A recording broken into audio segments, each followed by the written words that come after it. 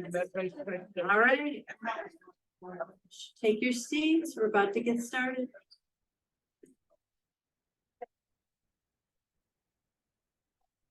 Yeah, it's been moving now.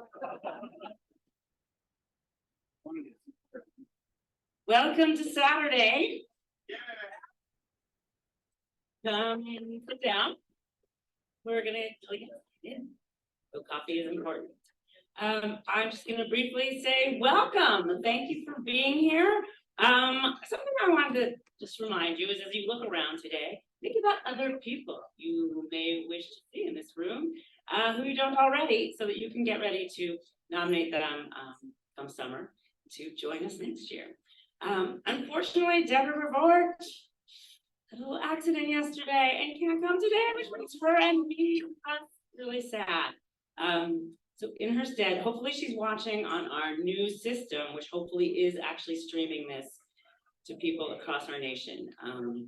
So big experiment, but I think we've done a better job this year and it may have it. In her stead, reading her speech is a committee member, Outstanding Theater Award committee member, the lovely Mindy Dixie, so here she comes.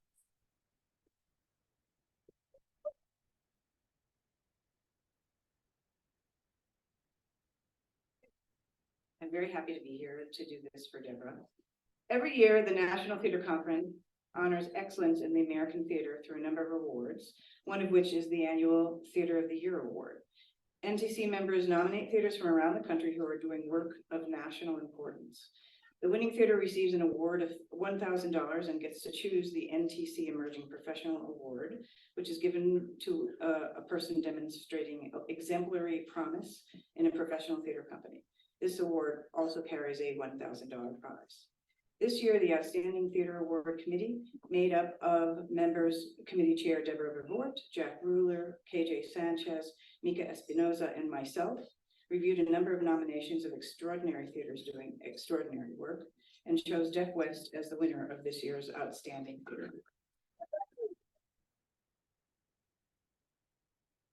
Deaf West, which was founded in Los Angeles in 1991 and received the Tony Award, engages artists and audiences in unparalleled theater experiences inspired by deaf culture and the expressive power of sign language, weaving ASL with spoken English to create a seamless ballet of movement and voice.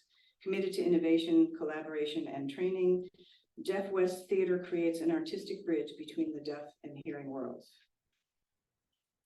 In the words of Ellen Marie Kazel, who nominated Deaf West for this award, there are so few theaters that can truly provide opportunities for the deaf acting, technical, and performance community. Deaf West has been doing this continuously for over 30 years with grace and class. Ellen Marie will engage in a conversation with David Kerr, the artistic director of the company today, so we can all learn even more about the work of this remarkable theater company. She will be assisted by two interpreters, Candace Brecker-Penn and Heather Rossi. Ellen Marie.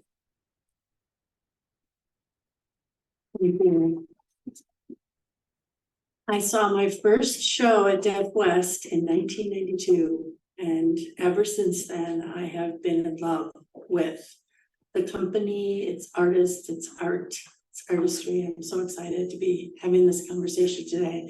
I have a little bit of a cough, so my voice sounds a little thin and reading, but my apologies, but I'm so glad to be here today.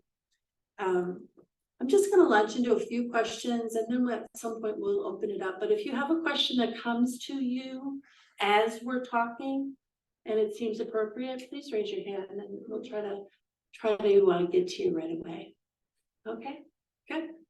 All right, so first let's start off with bucket list items. What are the projects that have personally interested you the most over the years? And what is on your to-do list for the future?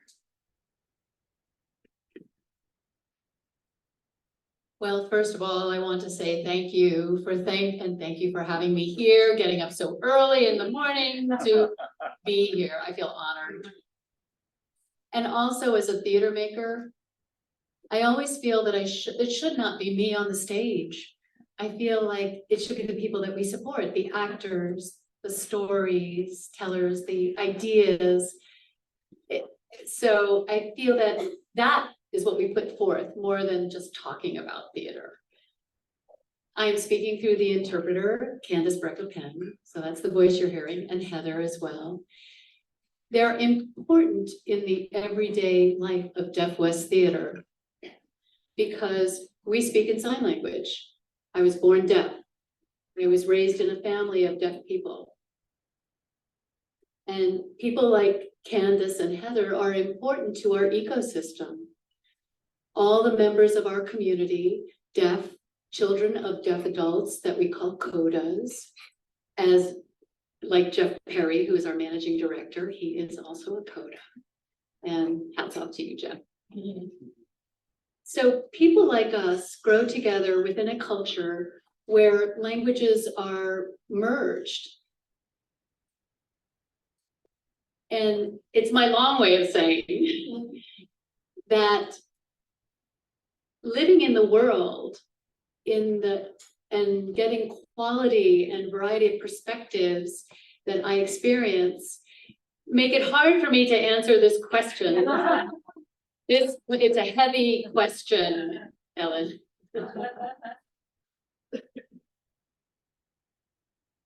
Deaf West was founded by a group of deaf actors who didn't want to make just deaf theater. They wanted to make good theater, period. And so having a foundation of that and bringing that idea to theater, you saw your first show, as you said, in 1982. I saw my first show in 1981. 1982, maybe? Oh, 92, sorry. 92. And I think I was about 11 or 12 at that time. And I remember as a deaf person, as I said, I came from a deaf family, but it was the first time to see good theater in sign language. It was a powerful experience. Before that, I would say deaf theater was often like a dog and pony show. But this was really presenting a story that was human, that felt the ideas were universal, without having to have this overlay of the deaf experience as part of it.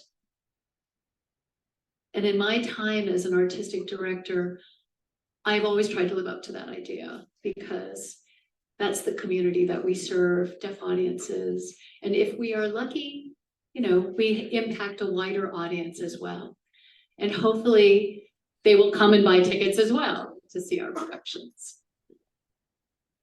And that the social goals that we have overlap with the stories that we want to tell, because our community recognizes that these stories and the productions that we are putting forth on stage can have a huge impact on the world. Because first of all, there are not enough deaf stories presented. For us, our language is sign language. English is our second language. So the traditional form of writing scripts, have them in print, or even having people come to see our shows, it's not accessible to us.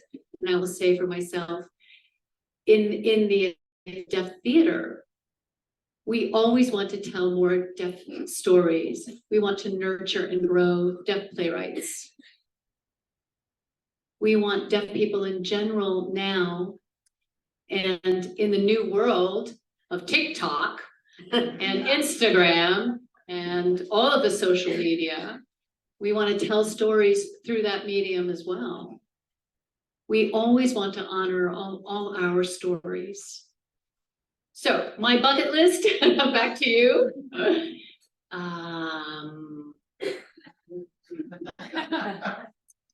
Maybe to work on a production called The Light in the Piazza, a revival of that.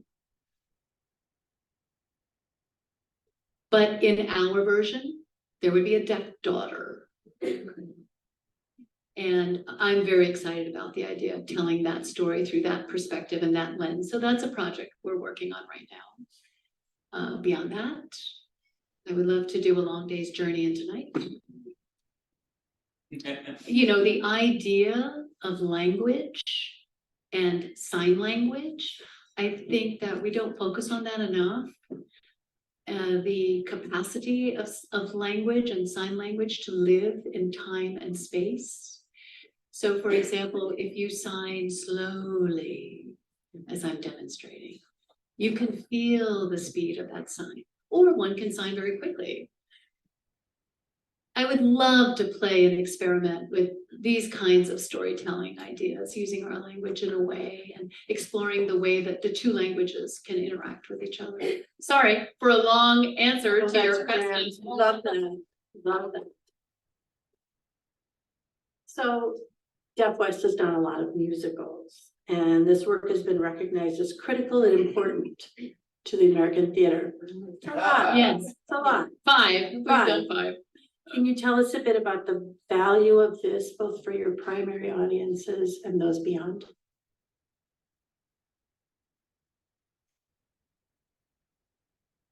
We did our first musical in 1999. It wasn't the first musical in the history of the world with sign language, but it was a start of introducing the art form of musicals to our audiences.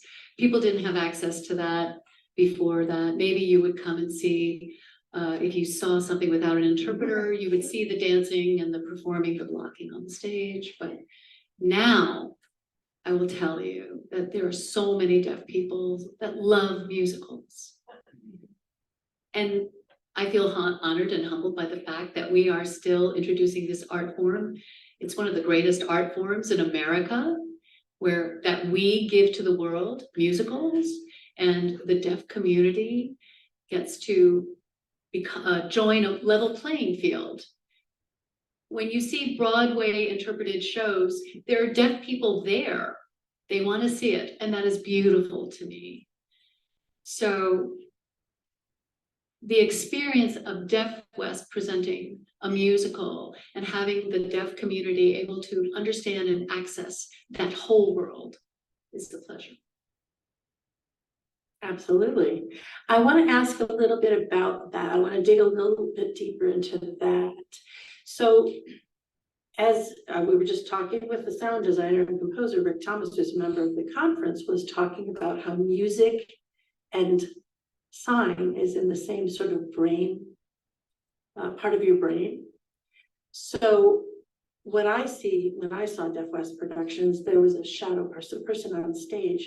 Is that more of that, integrating that even into Broadway shows? Does that seem like something that would be enriching for both the hearing audiences as well as the deaf audiences?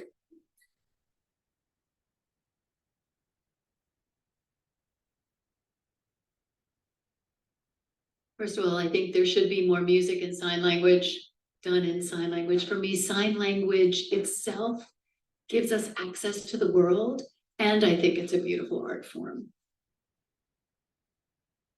And it can support music in the same way that choreography supports movement in the world.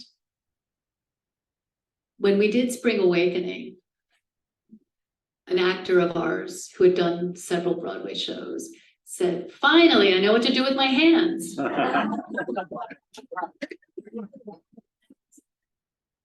But back to your question, I think shadowing is not good in and of itself. I'm not a fan of splitting focus. I'm a fan of having the language be integrated into the spirit and soul of the story that is told. When you shadow, it feels like there's a need for access, and the emphasis is on the access, and it creates a separation, I feel, between an artificial separation between access and actual theater. And often in the deaf community, we struggle with that every day in our lives. The idea of giving our language to hearing people who are not members of our community. I'm very liberal in that regard. I feel that we should spread and give our language.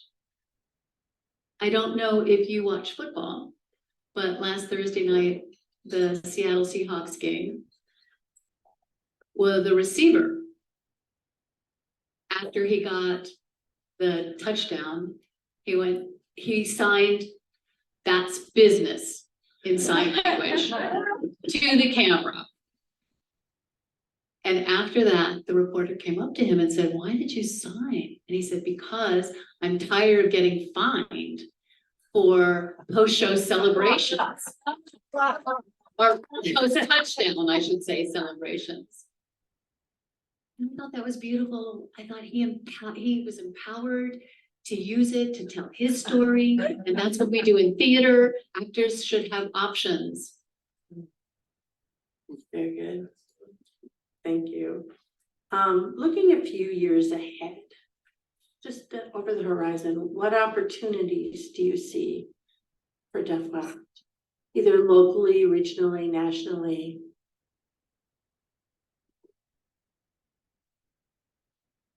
So many things I want to do. Around 2 years ago, Gustavo Dudamel came to me to Deaf West and said, "I want to do an opera with you." And that's not the first time that we've gotten a request to do the opera. Over the years, many people have come up to Deaf West and said, "Let's do that." And I look and think, opera is boring.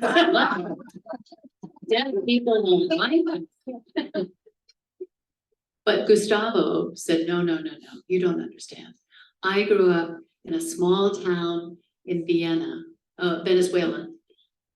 And in a small town in Venezuela, and that town had a program where all the kids had to learn to play an instrument, classical music. And that's how Gustavo began his journey as a conductor.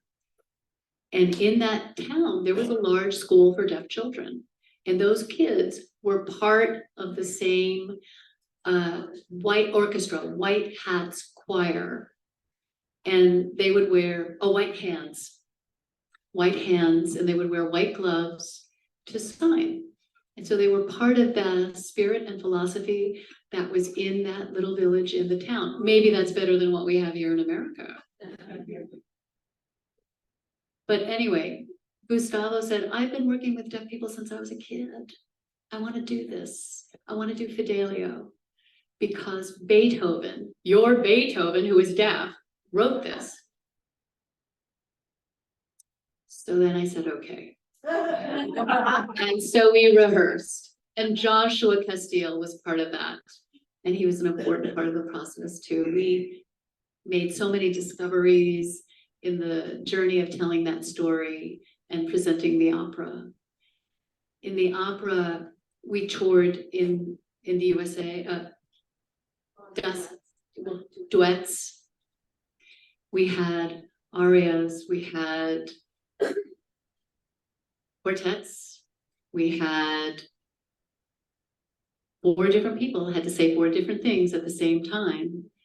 And I never thought the deaf audience would respond to that. I was nervous. Opening night came.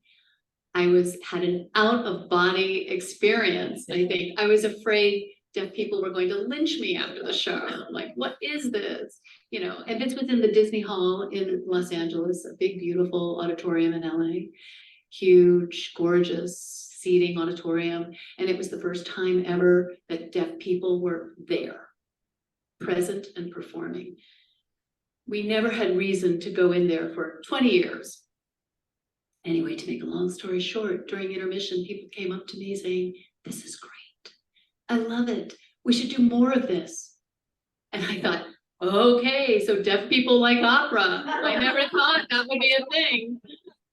So we will have more operas in our future, but it's those kinds of experiences tell me, do not limit yourself. And just in the past, when we did our first musical, just like then, the deaf community has protested.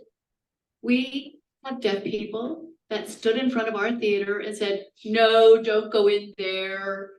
And now we are so far beyond that.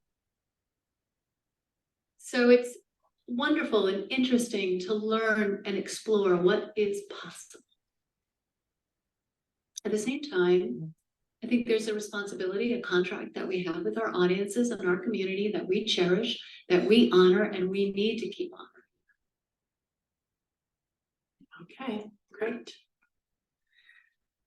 So a lot has changed in the last 5 years. A few of us lost 3 years and we just keep thinking something happened just yesterday. But it was 8 years ago, or 5 years ago, or 10 years ago. And many theaters are struggling, I know. I'm sure the conference is interested to hear how robust your audiences have been and how or has it changed since the pause, the pandemic pause?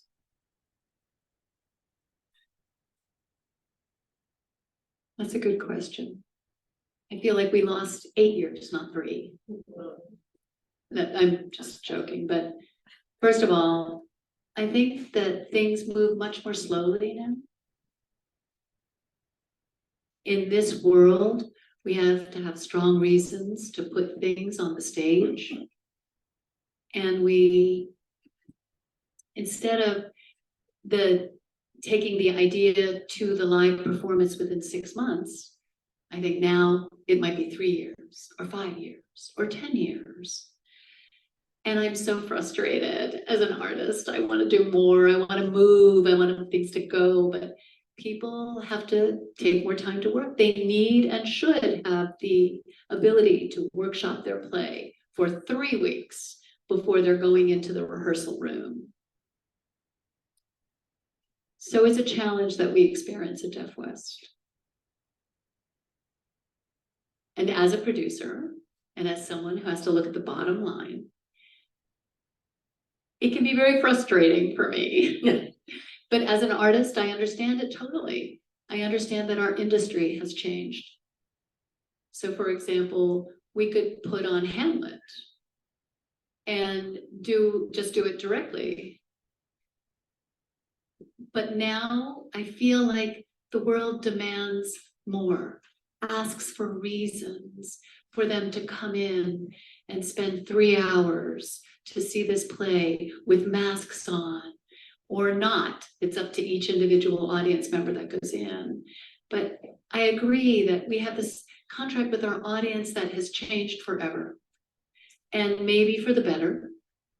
Before, maybe they just came in to see our season and not question anything. And now they are asking questions. Why do I have to come see this one? Why should I? And in this world, we're competing with so many other things, Netflix, YouTube, the idea of staying home, the world that we have been living through as a theater maker, we are changed. The world moves fast and the theater industry is slowly trying to right the ship, right? Right. Correct our course. So lots of people, less people, more people in your seats. I feel like we have less shows, but the attendance hasn't really changed. That's what I would say. We're reaching out, we're getting to the same audiences. Our community is still there. People still get excited about coming to see our shows. But we don't do it as often as I would like. Good, okay, thank you. On the educational side, what tools or methods do you use to integrate hearing people into deaf culture?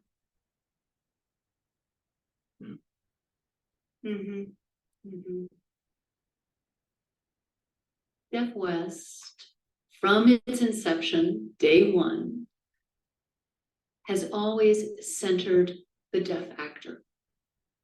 In our first show that you remember you went and saw, hearing people had to wear headphones in the audience, an infrared system. So they could hear, and if you covered it, then the sound went out, right? So they were at a disadvantage. And all the voices were in the light booth, the hearing actors, and with microphones and matching their lines to the deaf actors on stage. And then we did One Flew Over the Cuckoo's Nest. And deaf people were the patients. And the hearing people were the nurses and doctors. And I remember seeing that show when I was a kid. And I remember the impact it had on me, that division, that casting. And I think Ed Water Street, who was our founding director, saw that difference and felt it and loved the idea of putting both hearing and deaf people on stage together. That was a powerful idea in and of itself. And so we've done that ever since. We take hearing people off the street, actors off the street, teach them sign language. I'm joking.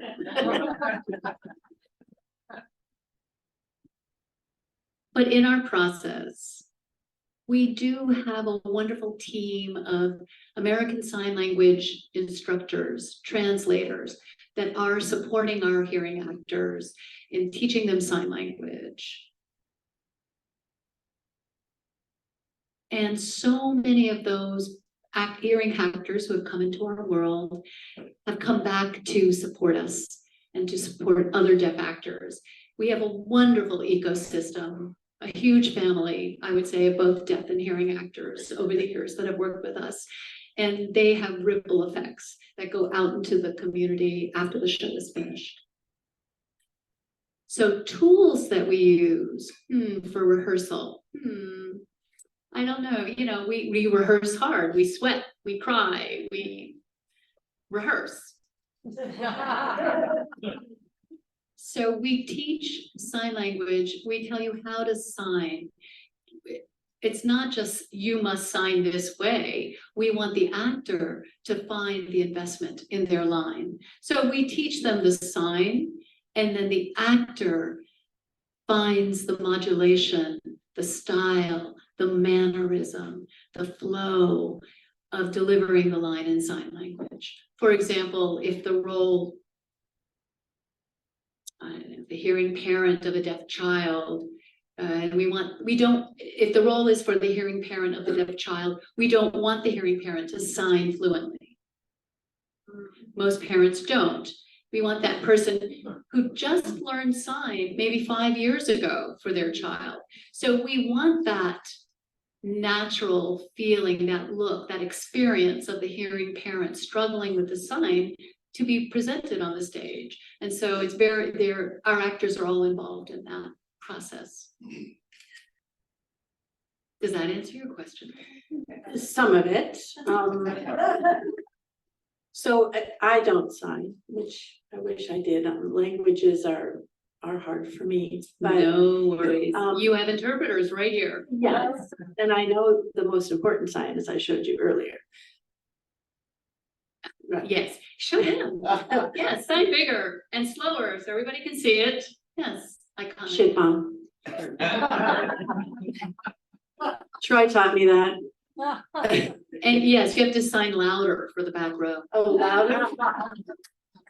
Yeah. But I did learn one other one. I'm gonna use that later. But and I know Steve would want me or not want me to ask this. Was American Buffalo really as good as Steve Rothman said it was?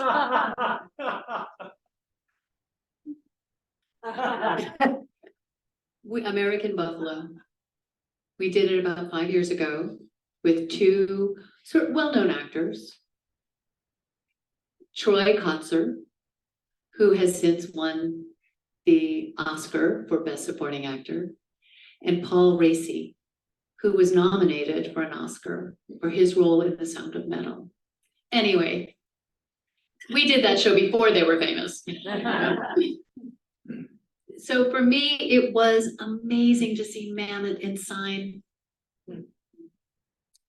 I could go into a huge detailed discussion about it, but the visual, visceral physicality of the language, of sign language, really met that material. And the story for me became even sadder, more poignant. And for me, it really added to the material. We brought that. So to answer your question, Stephen, yes, I think probably yes. It was as good as he told you. All right. I have one more question, so be thinking about yours. Would you talk about other actors? You just talked about Paul and Troy, but there are other actors that of note that have moved through and given both Deaf West their time and energy and gone on to film and television, as well as those that started out like Linda in television. Can you talk a little bit about those actors and how it's affected both the theater's reputation and perhaps has helped them in their careers?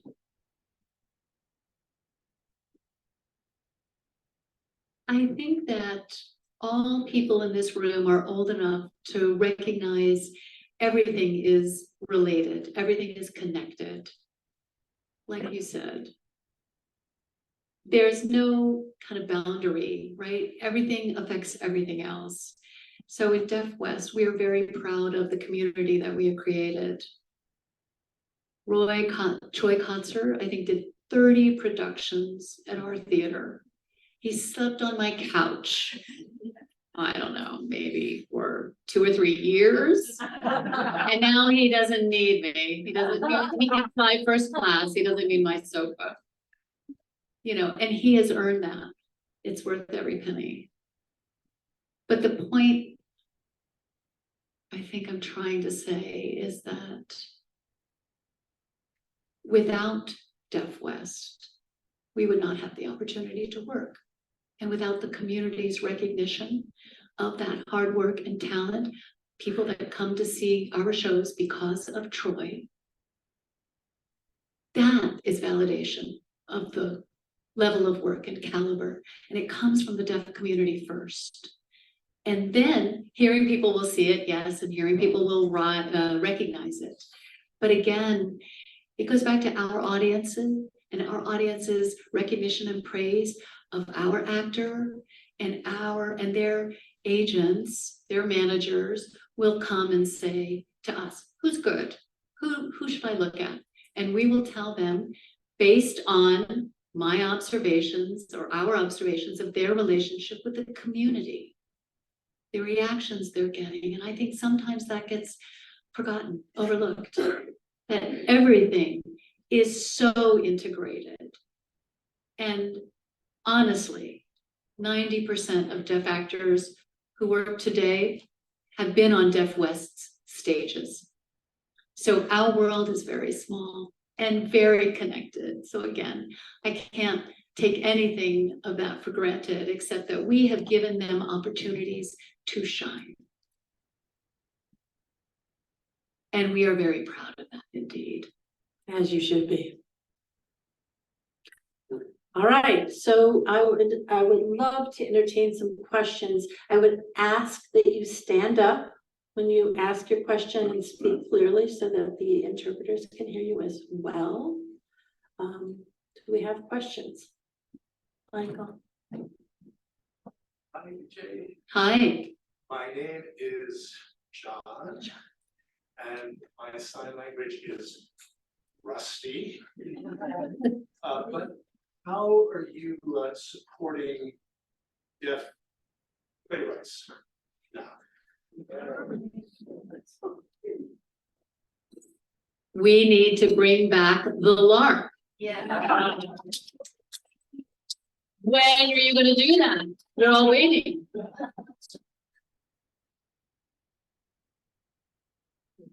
The Lark Playwriting Center focused on supporting playwrights in general, right? And for a while, we talked about collaborating. And in fact, we've got 2 playwrights here, 2 deaf playwrights here today, Joshua Castillo and Rob Raw.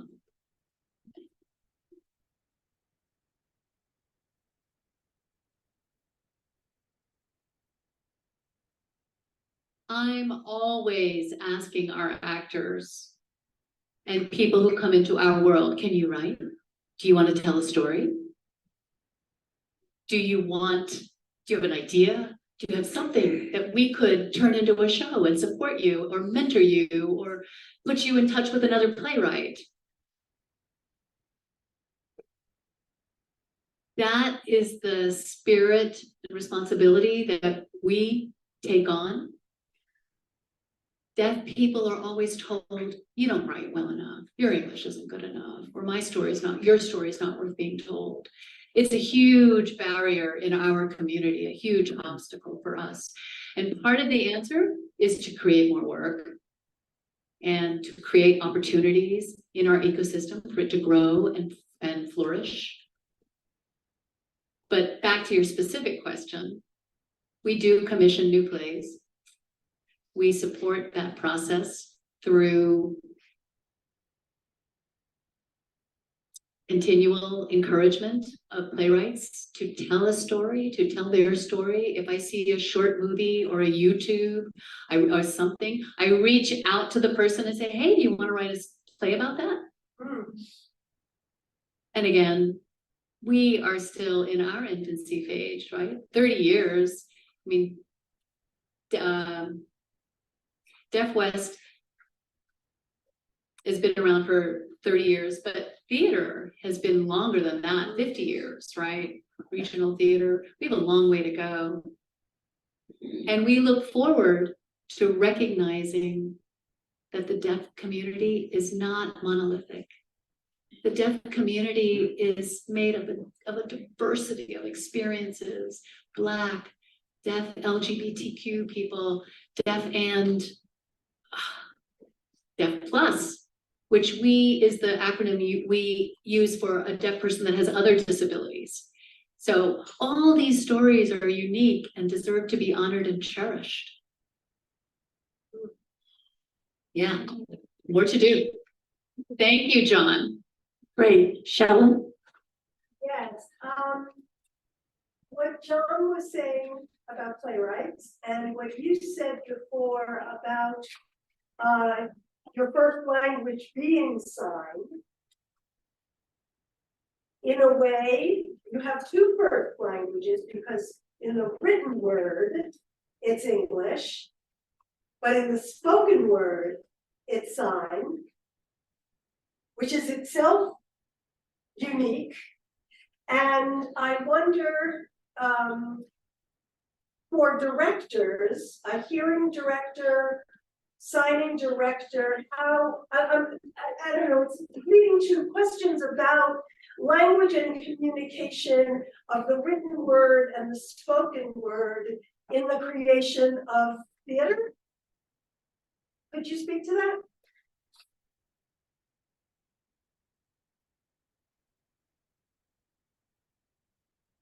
I said my first word in sign language when I was 6 months old. I don't know when I read my first word. Maybe I was 2 or 3. I don't know when you do that. The point is that for so long, sign language was the only way I could communicate. And for people who grow up in families that maybe get bad advice, that there's a big time delay. They might not have access to English till 7 or 8 or older. We always start with a script.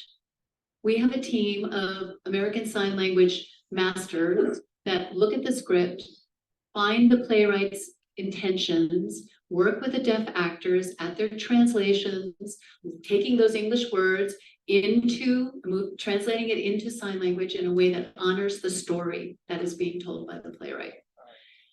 And sometimes we only have sign language and add captions for the audience. Sometimes we will have spoken language with sign language for the audience and with captions. We integrate everything. I think, is that what you're talking about?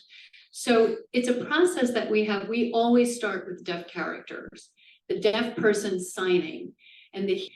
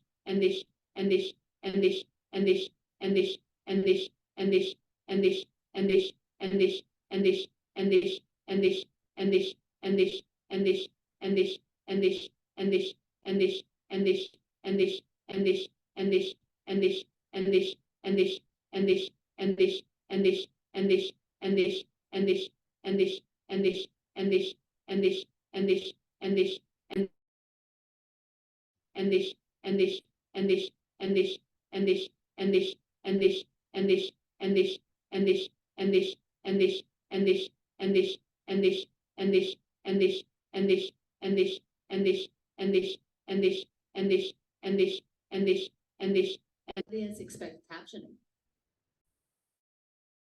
Captioning. But we have to put up.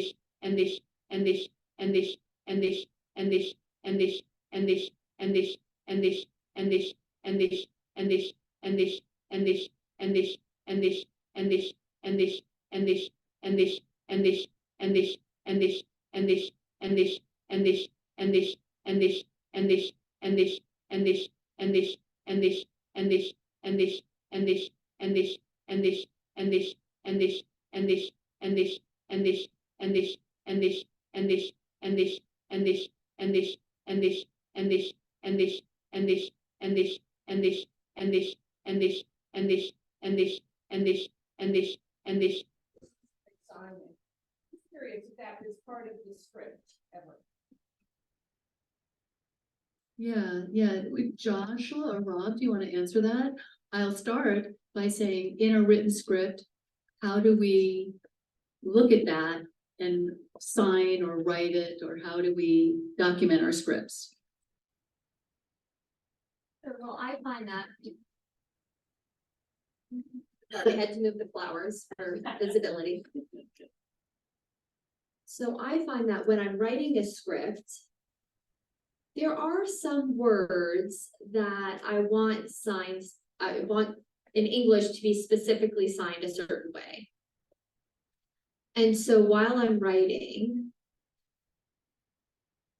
so there are times that I'm thinking about the English words that will translate to a sign, and other times I'm not thinking about it. But what I am doing is, I'm thinking about the takeaway from this. So I'm thinking about, well, for example, in my own experience, it's a struggle for me to write sometimes, because I wonder if I am going on too much, or should I say that am I adding too many stage directions? Is that something that needs to be added to explain that? It's a conflict for me to try to figure out what I am doing, because I don't want to over explain, because that will just be shown in sign language when we do get to the production. That was Rob, and now this is Josh.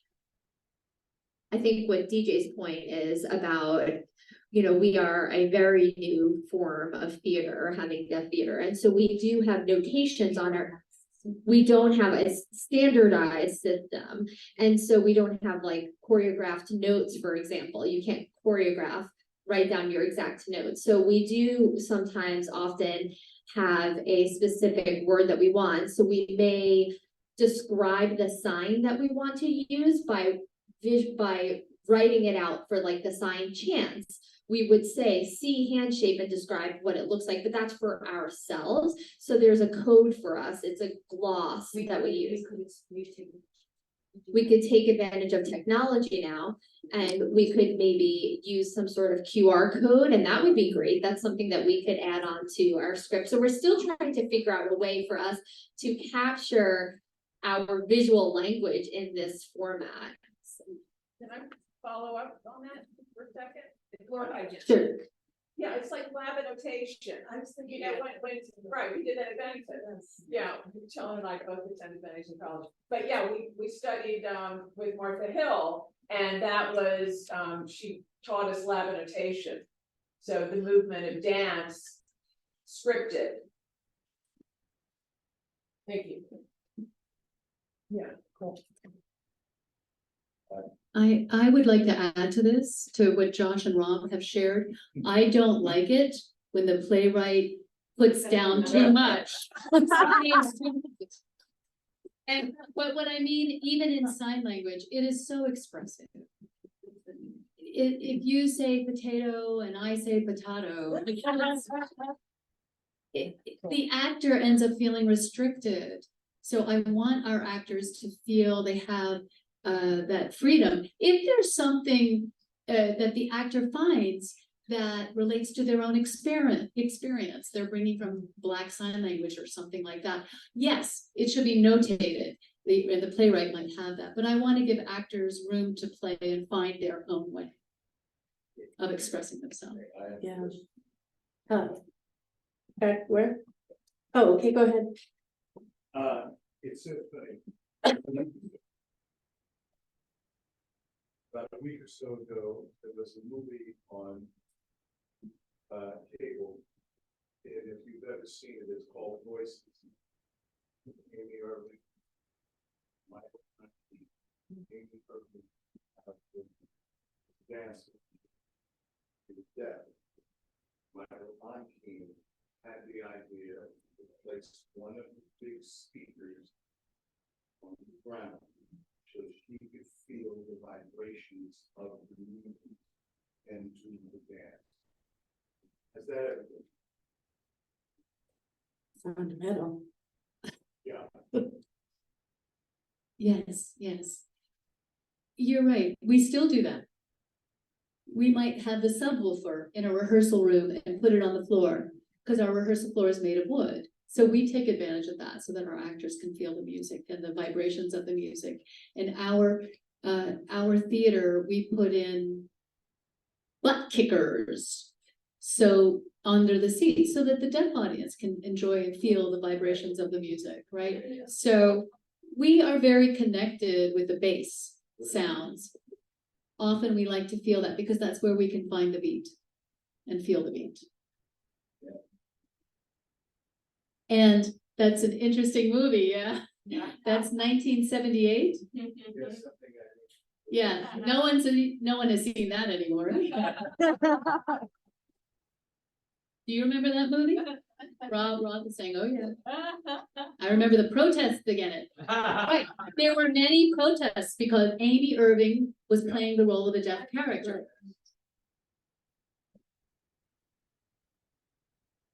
Any last questions?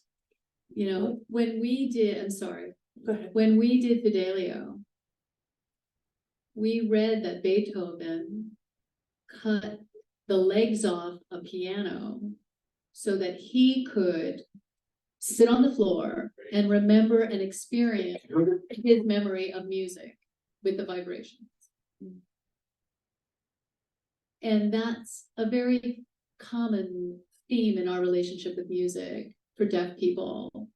We know that the vibrations are not a reflection of the total experience of the music, but it supports the feeling of it, the feeling of the music that other audience members might be auditorily experiencing. Great, well, thank you so much for today. I really appreciate it.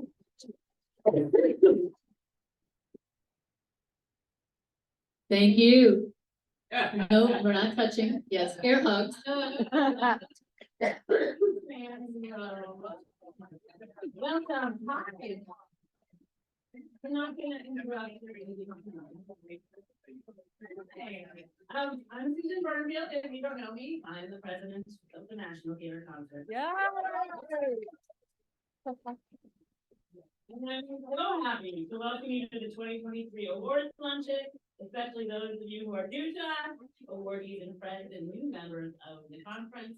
I'm so happy to see you at this, the main event of our annual 3-day conference. Our program will continue throughout lunch. We'll hand out some lovely awards. After lunch, we'll take a short break and there'll be a conversation with our person of the year. I want to thank the NTC board for the fantastic brainstorming that turned this into such a great conference. So I've heard. This David and outstanding theater award committee for your amazing work all in the year. Our fantastic interpreters today still going strong. Candace broke her pen and Heather Ross. Some members have brought guests along and maybe you want to introduce them. Yes. Newell from, Georgia.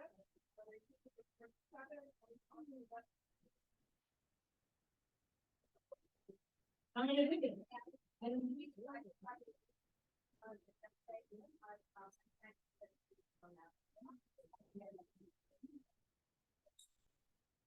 Anyone else? David. I'm David Fuller, and this is my wife and partner, or partner and wife, who is director.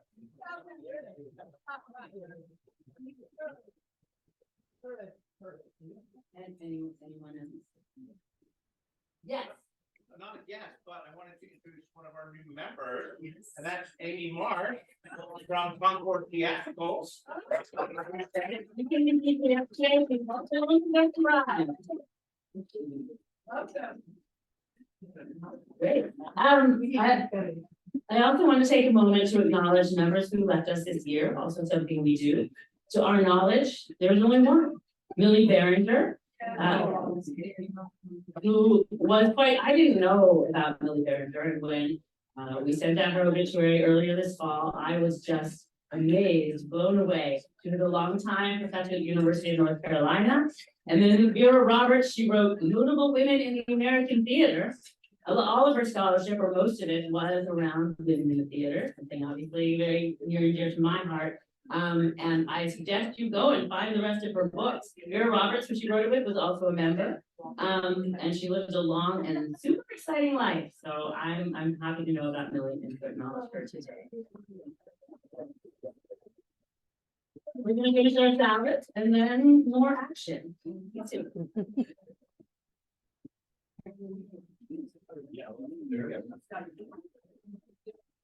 Hi. It's me again, but only briefly. We're gonna begin our award presentation. Let's begin slowly. You can finish what you're saying. Shoot. With Lisa Brandon, who will present the State of Playwriting Award supported by Boston University School of Theater.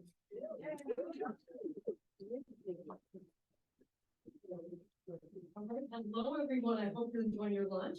My name is Lisa Brandon. I'm the chair of the Barry and Bernice Davis Playwright Award, and I'm honored to be presenting this award today to a very gifted playwright.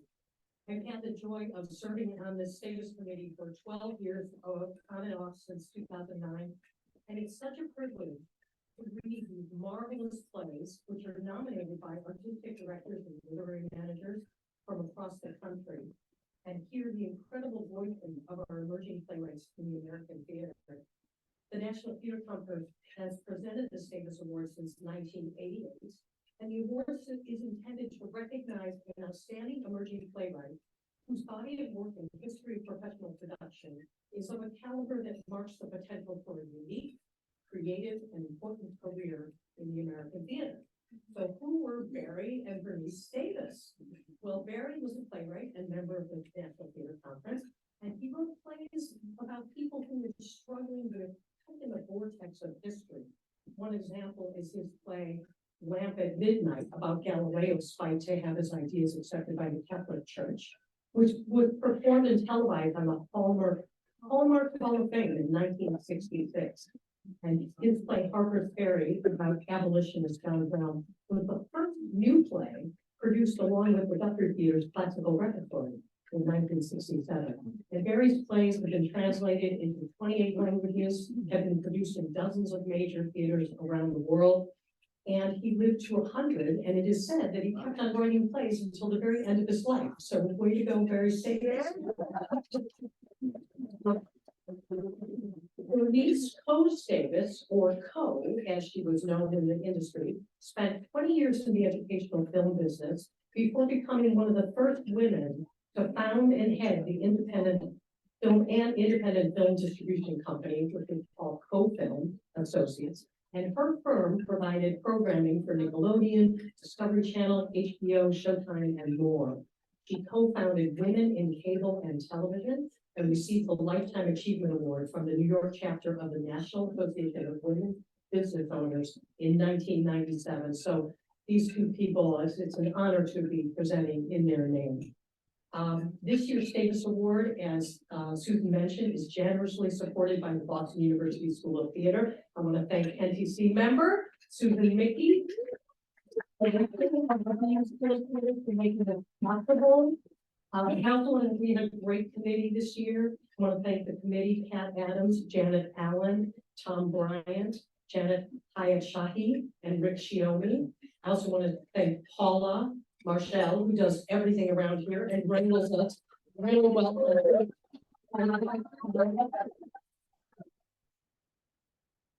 Now, a little bit about our winner, A.K. Payne, and their beautiful, beautiful play.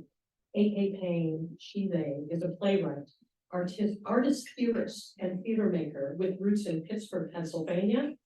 Her plays love on and engage Black lives and languages beyond the confines of linear time to remember stories that might create conditions for our collective liberations. They hold a BA in English and African American Studies from Yale College and graduated, May 2023 from her MFA in playwriting from the Yale School of Drama. Their work has been a finalist for the L. Arnold Weisberger New Play Award, the Susan Smith Blackburn Award. She's winner of the David Mark Cohen National Playwriting Award and a 3-time semifinalist for the O'Neill National Playwriting Conference. Did I say she graduated in May 2021? Okay. Now, not just that, she is a current recipient of the Kemp Powers Commission Fund for Black Playwrights and the Atlantic Theater Company's Judith Champion Launch Commission. Her work's been developed with the New Harmony Project, Great Plains Theater Conference, Manhattan Theater Club's Groundwork Lab. They are a graduate of Pittsburgh Public Schools. Yes. Excellent Carnegie Mellon. So yes, and they are the grandchild of the Great Migration, descendants of a music teacher and a carpenter, who both march every year with their unions in Pittsburgh's Labor Day Parade, a queer and non-binary abolitionist affected in community by the new Jim Crow, and of a great lineage of Black women storytellers and living room archivists, all of which deeply informs, uplifts, and amplifies their work as a playwright, community organizer, and space maker. So AK's play Furlough's Paradise was nominated by Claire Drobot, co-artistic director of the City Theater in Pittsburgh. And in her nomination letter, Claire wrote this, that the play is, quote, a thoughtful and meditative exploration of family, opportunity, and the destructive impact of the prison industrial complex. The script epitomizes the poetic nature of AK's writing, as well as the way in which she wrestles with imperative societal issues in a deeply personal way. Her plays often chronicle the lived experience of the Black community in Pittsburgh, specifically uplifting narratives that explore and celebrate the complex lives of Black women. Her writing is deeply impactful and beautifully crafted in her impeccable study of character and place. I am convinced, Claire says, that AK's star will only continue to rise, and excited to see her future contributions to the new play landscape, and we agree. This play deeply impacted the committee who read it, as well as everyone who heard it yesterday, which was the reading, which was beautifully directed and acted, and I want to thank the collaborators there, Pamela, Alicia, Abigail, and Star. And at the Q&A, one person asked AK, how could you write dialogue that was poetic and also sounded like how people actually talk? And that really is truly her gift. AK, it is my great joy and honor to present you with the 2023 Barry and Bernice Davis Playwright Award. Congratulations.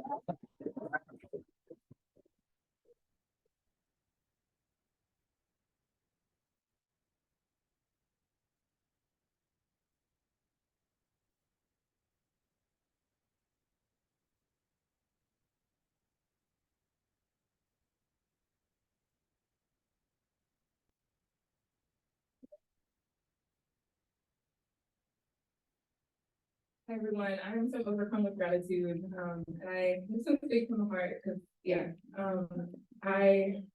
this award means so much to me. Everything that was read in this statement, I think speaks to just how I care about community and how that really is at the forefront of my work. And so I just want to lift up, just because this play, a lot of it is about folks who are incarcerated and folks who are who don't have the space to be in like in community, because of incarceration, the way that it affects people. And so, yeah, I just want to name that, and in ways it's affected my family, and in ways it's affected people that I love, in myriad ways. I just want to honor them and lift them up, and accept any support. And just, yeah, just thinking about, the way Black life has been characterized, by various types of incarceration throughout time. And yeah, I want to thank my friend Ashley, who's here, who's the first dramaturg on this play. And I also just want to lift up my parents and my cousin, who I think really inspired the role of this play for me. So I'm always really grateful to be able to tell stories that are seeking liberation and seeking freedom for people who look like me and who have experiences like mine, and being able to create worlds in which we can be and also love on each other in real time. So thank you. I'm really overwhelmed with emotion, and I'm really grateful to be here. And thank you all for this incredible work.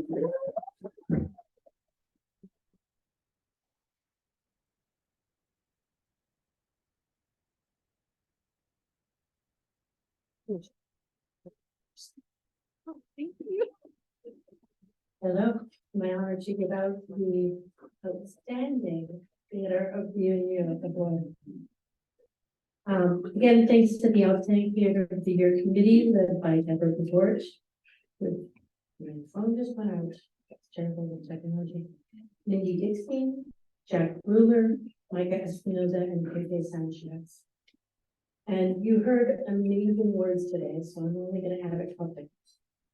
Growing from a 91-seat theater in just over 3 decades, Deaf West has given deaf audiences and artists a home to enjoy and to share deaf culture and the art of theater with a wide range of audiences, creating a synergy of love, care, respect, and support for all. I'm so honored to present the Outstanding Theater Award for 2023 to G.J. Kurz for Deaf West Theater.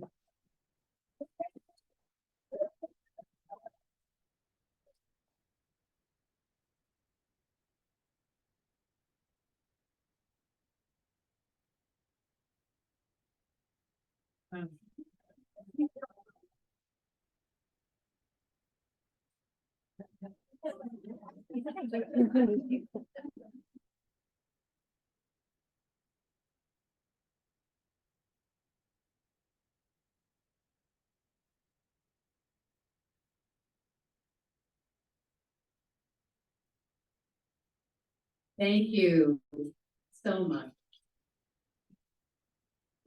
The members of the National Theater Conference, distinguished guests, fellow advocates for the arts, it is an honor to receive this award. And on behalf of my whole team, to accept the prestigious award because it's a recognition, not just of our accomplishments, but also a powerful affirmation of the importance of representation in the world of theater. The social and political standing of the deaf community hinges on the stories that we tell on stage, on screen, and through the media. At Deaf West, we are acutely aware of that responsibility. Our mission is clear. We must create theater that resonates with the deaf community, that builds bridges between diverse communities and languages, and that educates, inspires, changes, and above all, entertains. I know now producing theater during this time is really hard. It's not without its challenges. And in the nonprofit world, we are all coping with unprecedented challenges. But we wake up, we persist and repeat because we believe in the transformative power of theater. When we are fortunate, our productions transcend that barriers and resonate with a broader audience. And when we are exceptionally fortunate, as we were with Spring Awakening, our work reaches a nationwide audience. Our journey started in the 1990s when our founding director, Ed Waterstreet, had a vision to create a theater that was run by deaf people, and that wasn't just going to be deaf theater, it was going to be good theater. A few years later, he had a vision of a deaf musical.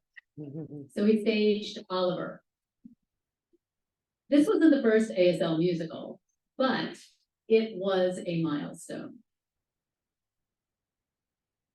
It's important to emphasize that our success is a testament to the unwavering belief and support of the deaf community. That community has embraced our vision from the very beginning, and also saw the potential of our theater to change perceptions and empower individuals. And we introduced the art form of the musicals to our audience. It was a testament that sign language was not merely a means for communication, but it was a profoundly beautiful art form that could enrich the theatrical experience, just as choreography does. When I was 9 years old, growing up in Riverside, California, I never imagined that my current occupation would be what it is today. Back then, at 9, I dreaded the idea of a perfectly fine Saturday afternoon being wasted at the theater. But it is because I understand that very feeling of entering an unfamiliar space that felt unwelcome to myself and my community, that I understand the importance of resonating with young deaf individuals across the nation. Through emails and notes, they reach out to us. And it is incredibly powerful to see the impact that deaf individuals on stage or on screen can have. It inspires courage. Our actors, when they appear on stage, are rejecting the outdated advice their hearing parents received when their children were born. Advice that pathologized deafness. Appearing on stage as performing proudly in front of a signing audience is the declaration of our deaf identity, asserting we are not deficient, but we are whole. When I was going to school on those little short buses, the smaller ones, I was surrounded by children with diverse abilities.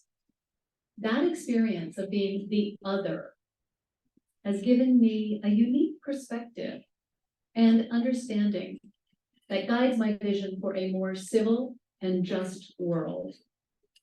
A world that celebrates our differences and harnesses that understanding for the betterment of society.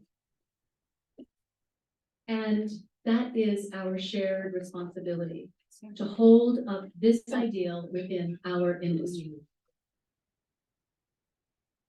The deaf community is diverse, bound by not only a shared universal experience, but by our language, a visual and vibrant language that has so much to offer to the world. There's still so much work to do, but with the unwavering belief and support of our shared communities, we each take one step closer to that world where diversity is celebrated and our voices are heard. In closing, I want to express my deepest gratitude to the National Theater Conference for this honor, and to all those who have joined us on this incredible journey.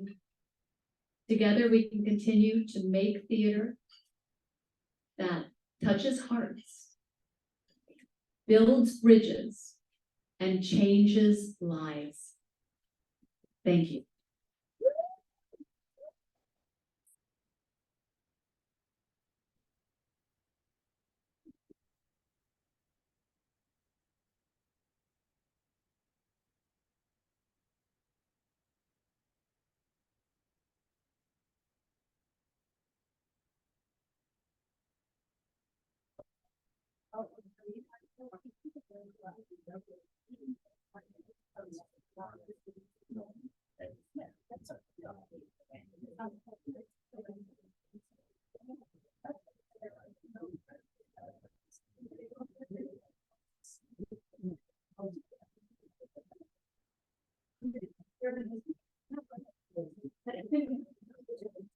I'm back. And now I'm just going to speak, I'm going to get off my soapbox and just say that I have the honor and pleasure to introduce the next recipient of the Emerging Professional Award. And that is Joshua Castillo. He is from Lafayette in Louisiana. Fortunately, he grew up in a community of theater lovers, and we are so lucky to be able to count him as part of our community and our group of deaf people and theater people that come together to work together. And Josh is one of the producers in that world. Deaf West has been working with him for almost 10 years now, and we look forward to many more opportunities to see him as an actor, a writer, a director, a filmmaker, a producer. I could go on and on. He is a bright light in our community, and I cannot wait to see what he does next. I would like you to come up on stage and receive the Emerging Professional Award.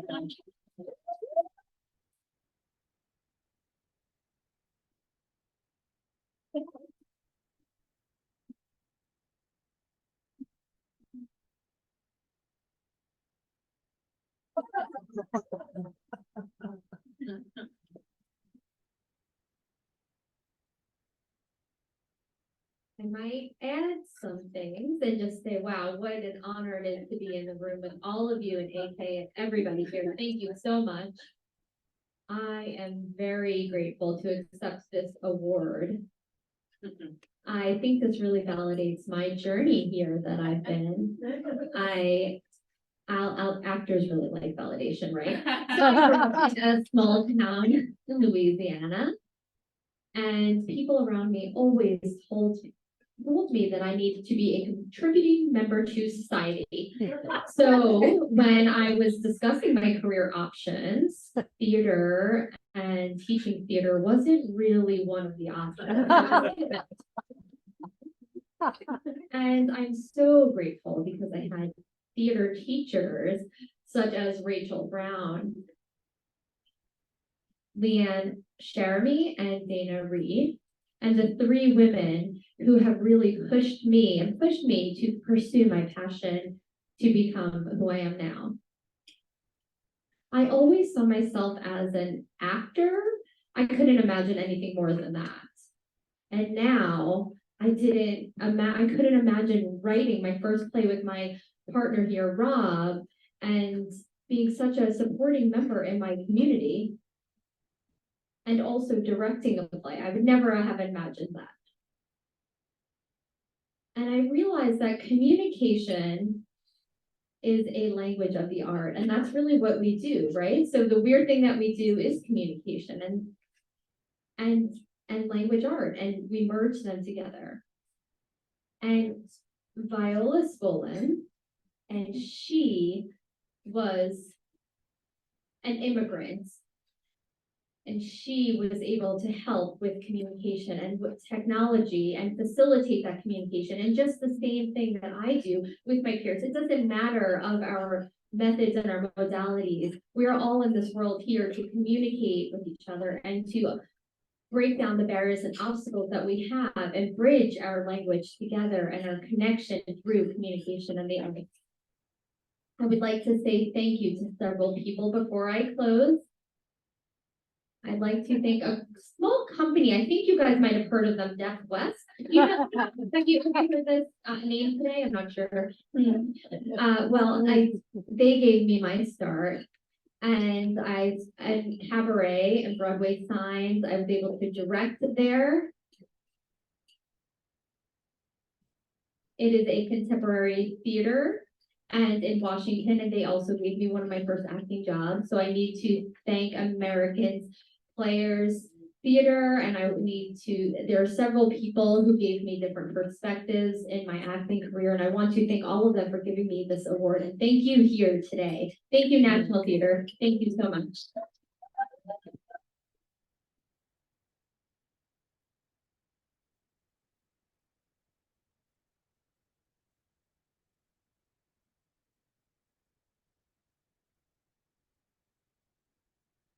Fantastic. Thank you, all of you.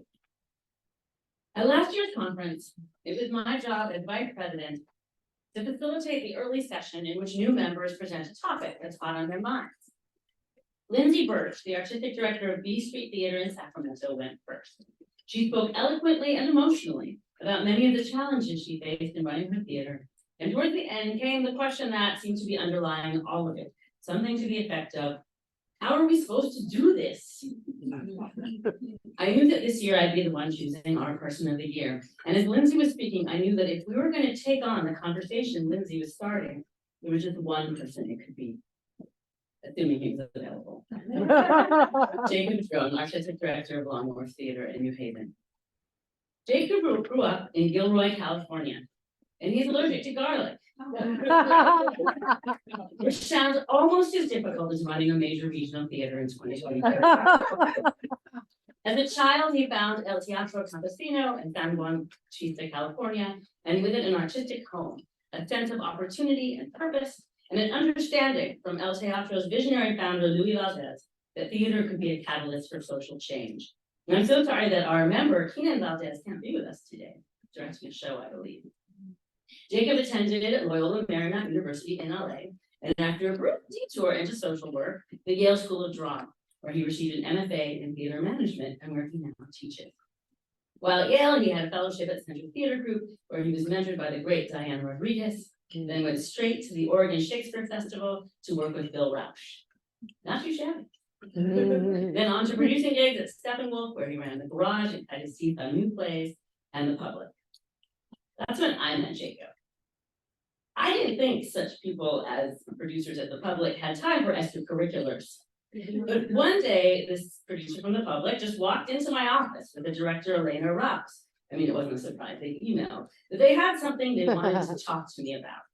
It was something that I always call Jacob's incontrovertible idea, the Soul Project.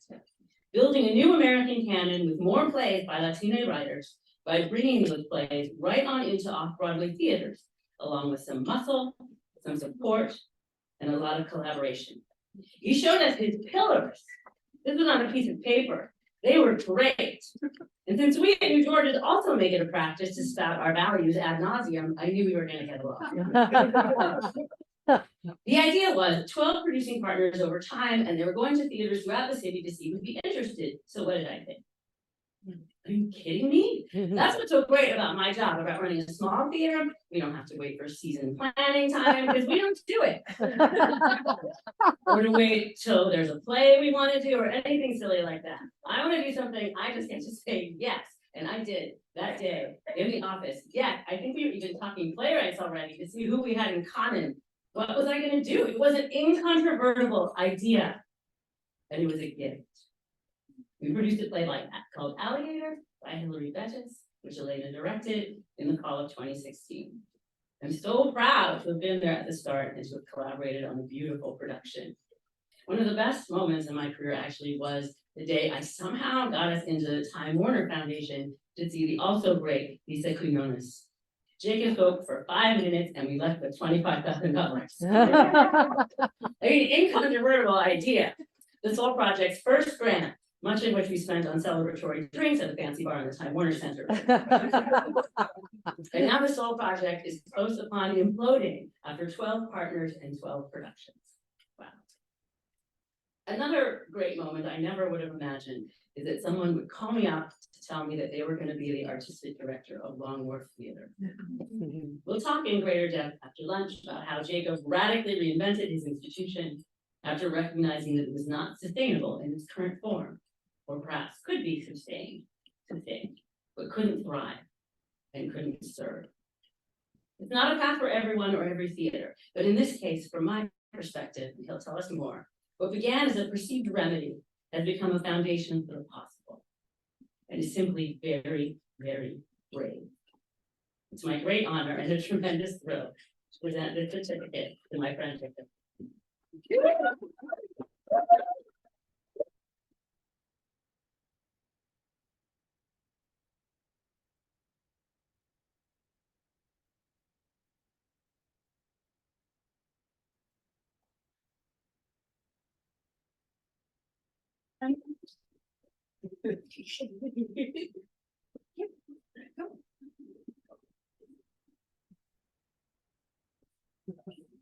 Wow. Thank you so much, Susan, and thank you to the National Theater Conference. It's really surreal to be in this room with all of you. I have some prepared remarks that I'd love to share. So I'd like to begin by thanking Susan Bernfield for this extraordinary honor. Susan has been and continues to be a source of support and light and nourishment. Susan, thank you for always believing in me and for showing the American theater what is possible when you lead from a place of yes. Yes is the pathway to possibility in our work as theater makers, and in many ways is the value that has brought me here this afternoon. I am deeply humbled by this honor, and I truly share this award with everyone at Longworth Theater in New Haven, Connecticut, most especially Kit Ingwe, our managing director and my intrepid partner in running the company. Thank you to members of my board, two of who are here today, Nancy Alexander and Barbara Franke. Thank you to Matt Tepper and the team at Berlin Rosen for helping us tell our story. Thank you to my fellow travelers who have sustained me through this artistic director journey, Stephanie Ibarra, Hannah Sharif, Nataki Garrick, Jamil Jude, and Maria Goyanes.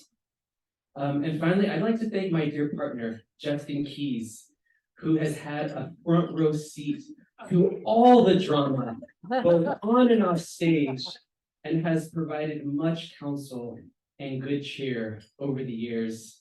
He always makes me laugh, and in this work, we must find joy.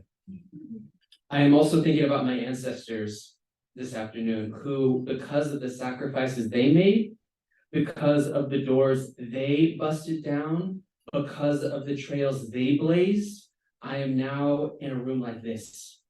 This honor is theirs too. I am here because of Maria Irene Fornes and Miriam Colon and Magdalia Cruz and Luis Alfaro and Jose Luis Valenzuela and Karen Zacarias and Rosalba Rolon and many, many others. I am here because of Diane Rodriguez. I am here because of Luis Valdez. And here's just a little story. In 1986, I was a 6-year-old boy, sitting in the front pew of the historic San Juan Bautista Mission in San Benito County, California, about 90 miles south of San Francisco.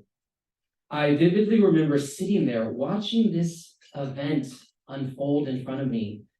The experience began with the actors entering the back of the church, forming a circle and singing their opening number in Spanish with musicians who accompanied them on their guitars. As the performers made their way to the stage, creating various formations while singing and dancing, I remember asking the person sitting next to me, how do they know where to go? To which they replied, they practice. Then my mother appeared, dressed as an Aztec dancer in a turquoise-colored costume with a dazzling headdress of feathers, doing elaborate movements to the hypnotic drum and making noise with her feet and hands while burning incense and paying tribute to the 4 directions. I was completely enthralled. At the time, I didn't know what I was watching, but the ritual, the colors, the smells, the spectacle of it all was a life-changing event. This was my first experience of seeing a play. This was my first experience of Luis Valdez's El Teatro Campesino, the farm worker theater. I would not be here today, nor would I have a life in the theater without this seminal company located just 10 miles south of where I grew up. I often tell the story that growing up in Gilroy, California was difficult, a place I didn't particularly enjoy as a queer, boisterous Mexican youth, until I found refuge and healing and acceptance at this theater. Luis created a theater company of foreign by farm workers. He wanted to bring awareness to the struggles of the migrant workers and to improve their working conditions. But I think he was after something else too. He wanted to use theater to do what theater does best, which is to bring us together in community and expand hearts and minds. He wanted to show the world that theater could be a catalyst for change, and the invitation to change, that invitation to evolution, has stayed with me my entire life. And it's why I stay committed to this path that I began as a 6-year-old boy, watching my mother perform and putting people who look like me on stage. As the Black trans filmmaker Yancey Ford said, I cannot be in the world until I see that I am in the world. As the American theater faces unprecedented challenges full of big questions, I come to our work with a sense of hope. I hope we can adopt a new lens that allows us to think about this time in our history as one of new beginnings, new discoveries, new surprises. To let go of fear is to make room for imagination. I hope we refashion our relationship to failure. I hope we embrace the unknown. I hope we say to each other, I see you, keep going. I hope we can eliminate the journey with more questions than answers. When we lead with courage, we create a theater of possibility. And that sense of possibility is what I'd like to leave you with. At Long Wharf, we are in a time of historic and exhilarating transformation. We are deeply committed to building a theater company that can belong to everyone and to fulfill the great promise of the American theater, which is it can be a space to hold all our stories, where we get to practice how to be in relationship with people who look different than us and build a better world together. We believe theater can happen anywhere. At Long Wharf, it is not about bricks and mortar, it is about people and relationships. People hold possibility, relationships hold possibility. So here's my invitation to all of you today. Say yes to the things untested. Say yes to the things that scare your theater company the most. Say yes to that artist who has just a seed of an idea. Say yes to the community who holds you to want to do more. We are on the path, dear friends. Let's keep at it. Thank you so much.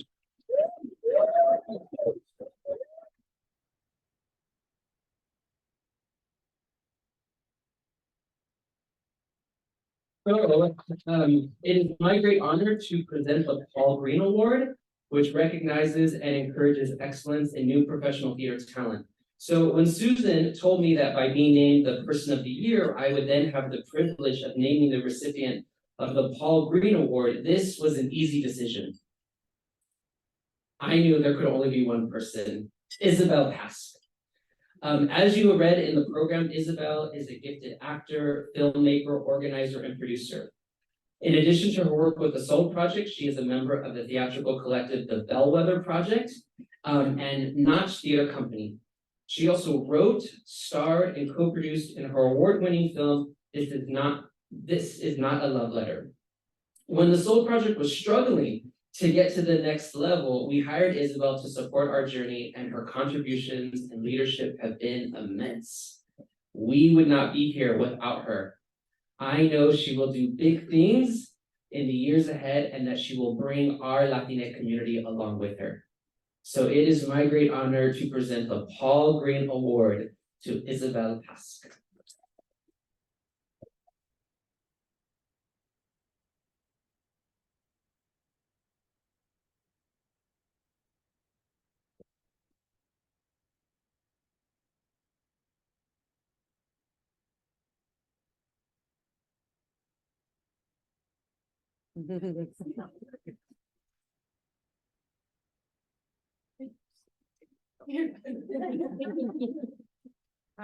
Thank you so much, Jacob, and thank you to the National Theater Conference. I feel so lucky to be here in this room of incredible artists. Yeah, growing up, I was always a kid that had, very big feelings, sometimes for better and sometimes for worse. And for me, being a theater artist means that I get to meet so many other people with big feelings and big ideas, and we get to try and make sense of things together. We get to try and make things together. We get to try and explain what is difficult to explain with just words alone. We get to try and express what is often inexpressible, joy and grief and suffering and togetherness. Working in theater is really difficult, as many of you know. It is difficult to make money, so thank you for this. It is difficult to be vulnerable enough to allow people to see you. And even then, it is difficult to get people to really look at you and to listen. I am grateful to the National Theater Conference and to Jacob and to the Soul Project for seeing me and saying yes to me, and saying yes to so many other people who need to be seen and need to be heard and need to be said yes to. Thank you to my family, my ancestors, to Eric, who's here with me today, and to all of the other artists in my life that I'm lucky to know with big feelings and big ideas to make sense of together. Thank you so much.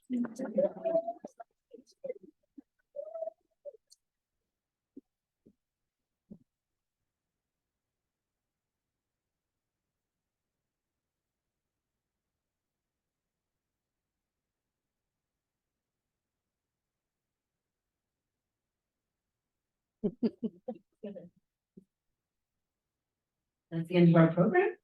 But we'll be back in 10 or 15 minutes to talk to Jacob. Okay. Hi. Whoa. Hi. We're back. We're back with Jacob Pedro.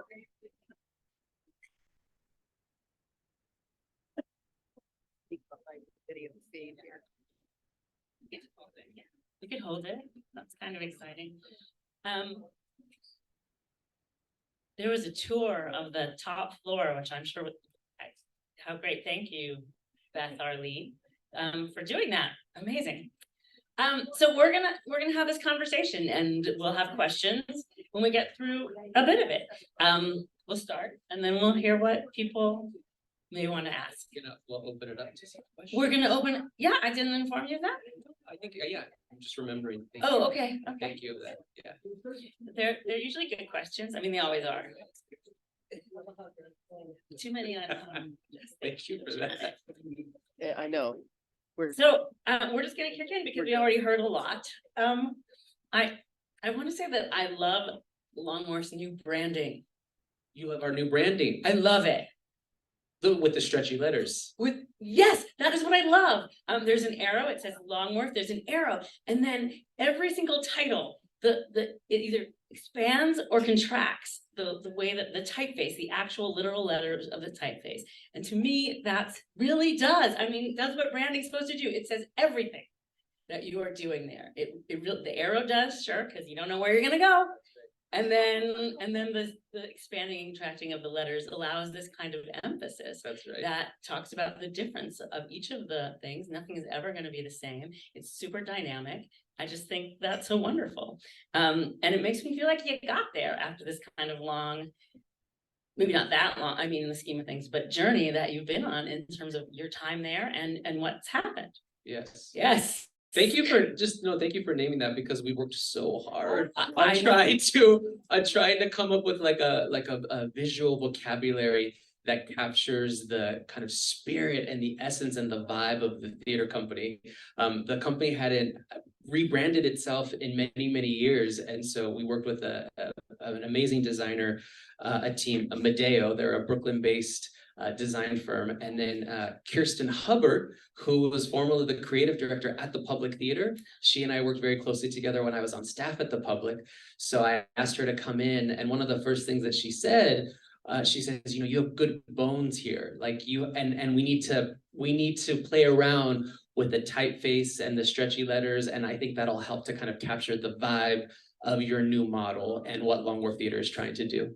I totally noticed. I loved it, and I keep pointing it out to other people too. So you did good. So you and I think it's a great way to open, just because it's so what you want from something like that, and every way you present yourself is to be all about the ethos, and I think that really makes a lot of sense. So you arrive at Long Wharf in 2019. Yes.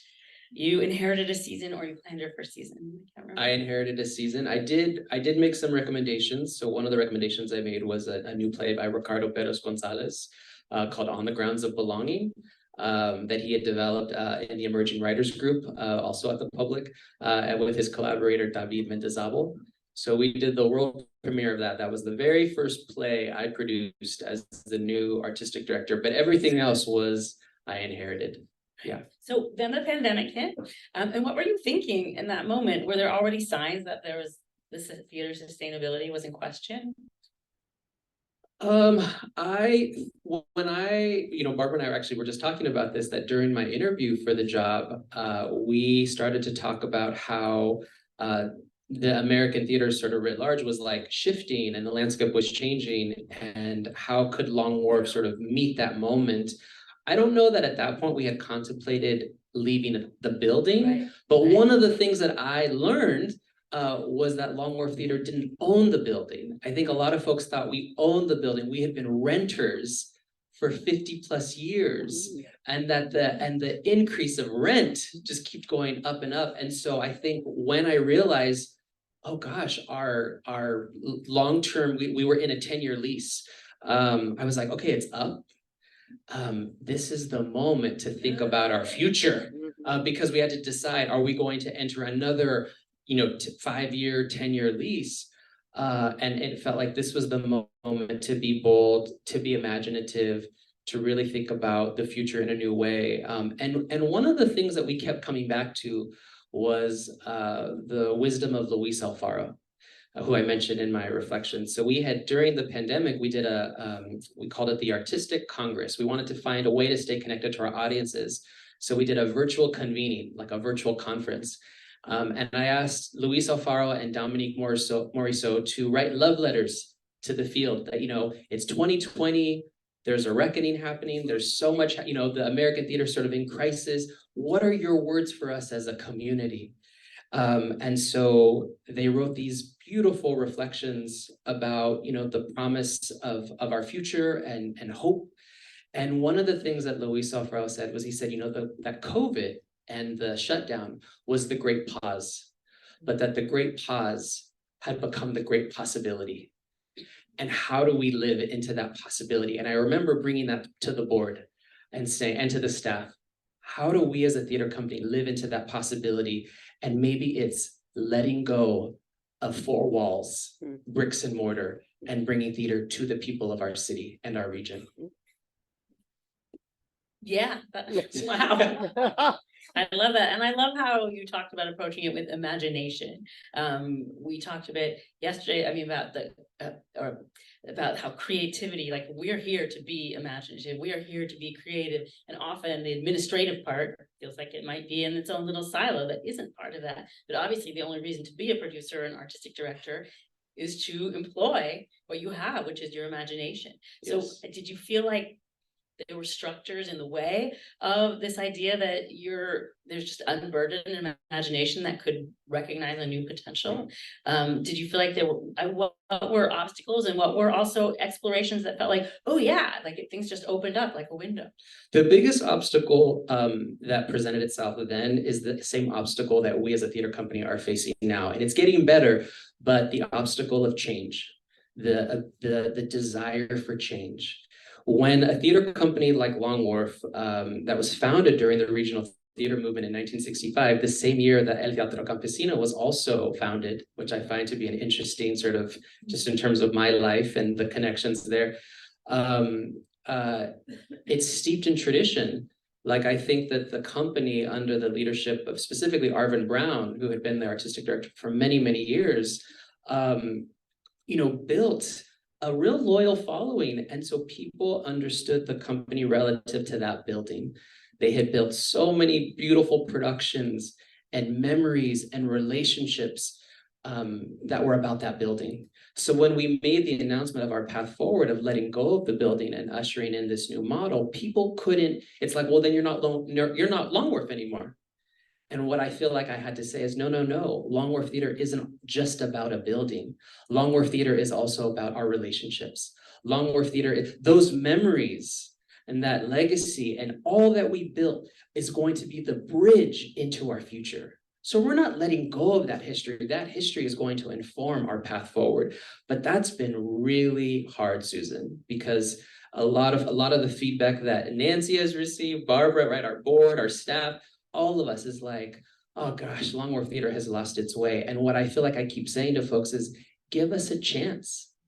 Give us a chance. And I think that can be applicable to all of us in our theater companies and sort of the larger American theater, right? That like, it was not working. So we had to do something different. And so give us a chance to live into this possibility. And rather than shutting us down, come on the journey with us. Because one of the other things that we're thinking a lot about as a theater company is how do we continue to support those folks who have been coming and sustaining the company for many years? And how do we build bridges to those who never felt welcomed, who said, that company was not made in my likeness. That company wasn't for me. So it's a That's great. Hello? I Yeah. know. Oh, sorry. I don't know, is it, am I good? Yeah. Okay, good. Loud and clear.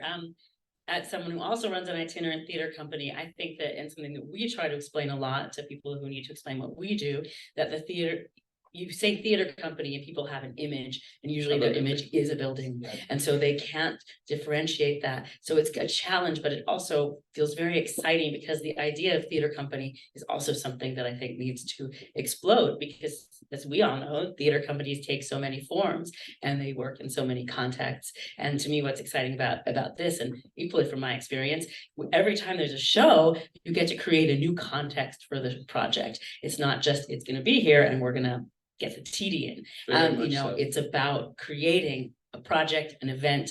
What is that event going to be? Which opens up these, very, very different questions in terms of selection. What was the kind of work that you thought that you were going to produce in the building versus the kind of work you find yourself desiring to produce now that you are figuring out the whole project? Yeah. So when I started as the new artistic director, I remember they were like, do you want to just move right into season planning? And I said, no, I think that if I'm to be successful in this job, and to really plan for the theater in a really thoughtful way, I need to get to know them. I need to. Maybe if mine is better than yours, we can switch. You sure? Yeah. Hello. So I said, in order for me to plan a really thoughtful season, I need to get to know the community. And so I need at least 12 to 18 months to really actually not be behind my desk in the building, but to actually be out in the neighborhoods, connecting with folks, getting to know what's the community wrestling with. And then creating programming that can respond to those questions that are bubbling up in the New Haven community. And I was like, that's going to take me at least 12 to 18 months. So we put together what I thought was a very kaleidoscopic season. We were going to do a series of new plays. We were going to do some classics because Longworth had been known as an institution that supports classic work. And then we're going to do a big musical. We were going to do a big revival of Jelly's Last Jam, piece by George C. Wolfe, which is, so we worked really hard to plan that season. I remember we had a season announcement event in the lobby of the old building, and 2 days later, the shutdown happened. So that work that I had done in my first year of building bridges and getting to know New Haven. And I mean, for the producers in the house, how hard it is, the matrix of the calendar and aligning those dates with artist schedules. I mean, it was just like, whoo. So the fact that we were able, so I made the announcement and was so excited, like this is, to be the kind of moment of welcoming and kind of the new chapter of Longworth Theater. And then 2 days after was the shutdown. So then, but now that we're in this new model, one of the things that I love most is that we get to invite artists into a different kind of invitation, which is, what is the right container for the story you want to tell? Because it is often the case that artists have to figure out how to work within an existing structure. But now we get to say, what's the right container for the story you want to tell, for the experience you want to give audiences? So an example is playing out beautifully right now. So we are working with the Keene Company and Jonathan Silverstein, who's the artistic director of that company. We are doing The Year of Magical Thinking by Joan Didion with Kathleen Chalfant. And the idea there is, we're not doing it in a theater, we're doing it in people's homes all across this New Haven and gathering spaces. And the idea being that you want to feel like you're in the home of Joan Didion. And so it's literally Kathleen Chalfant is sitting here and she's, you know, I don't know, maybe, you know, just a few feet away. And she's able to actually look into the eyes of the audiences. And those home performances have 15 to 20 people. And the thing, Susan, that's been so affirming is, you know, we do post-show conversations after every single performance, and I've been leading most of those. And because it's such an intimate group, those conversations have been incredibly dynamic.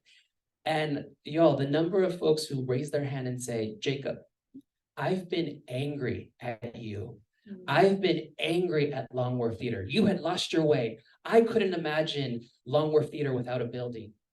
But now that I experience this show, I get it now. I understand what you're doing. I'm behind you completely. And so it's been a wonderful kind of evolution, I think, in terms of what's possible. And that continues to be the refrain, and that continues to, I think, really inspire the board and the staff that we have not lost our way, that we are actually just getting started.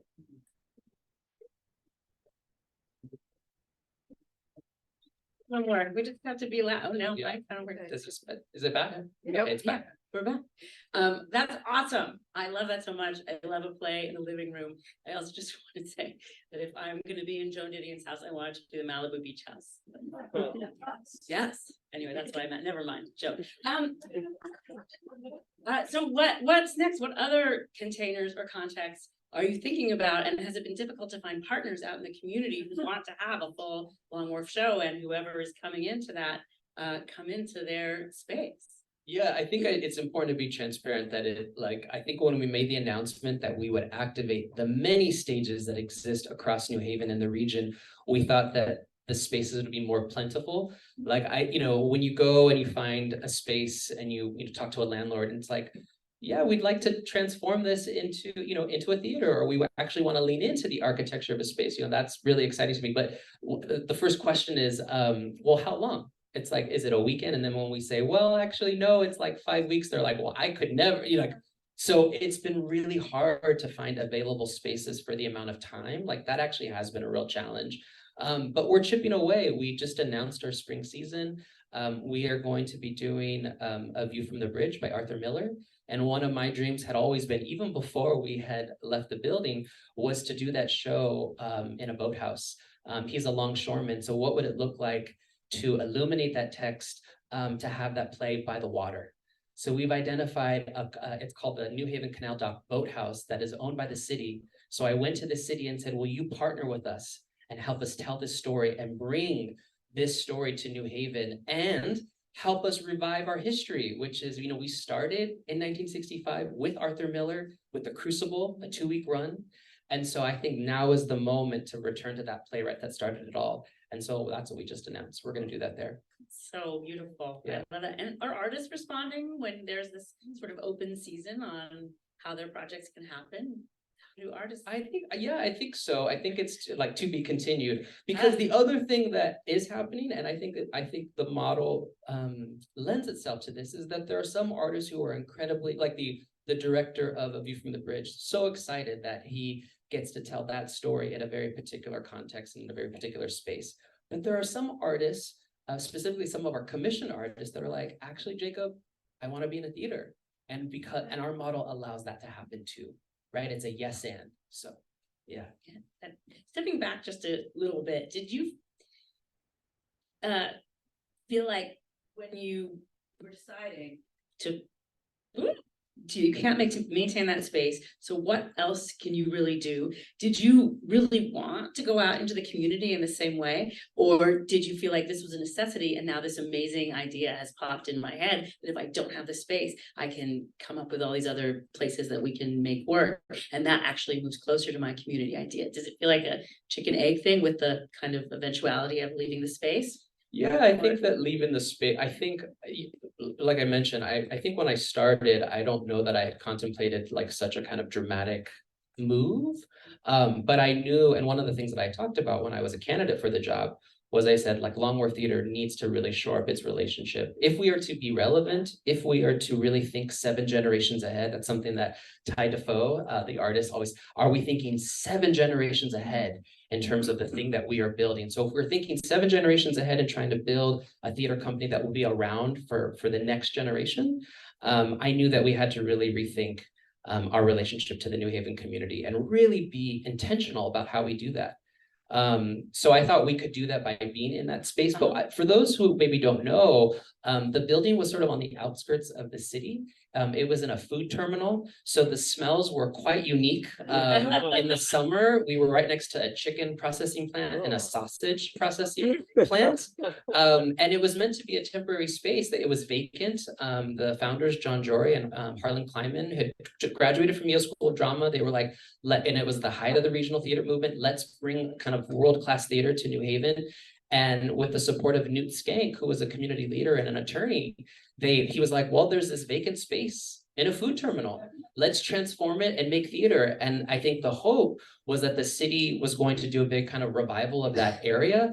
And, you know, that never quite manifested, but they stayed in that space. And so we had been there for 57 years. Wow. And again, as renters.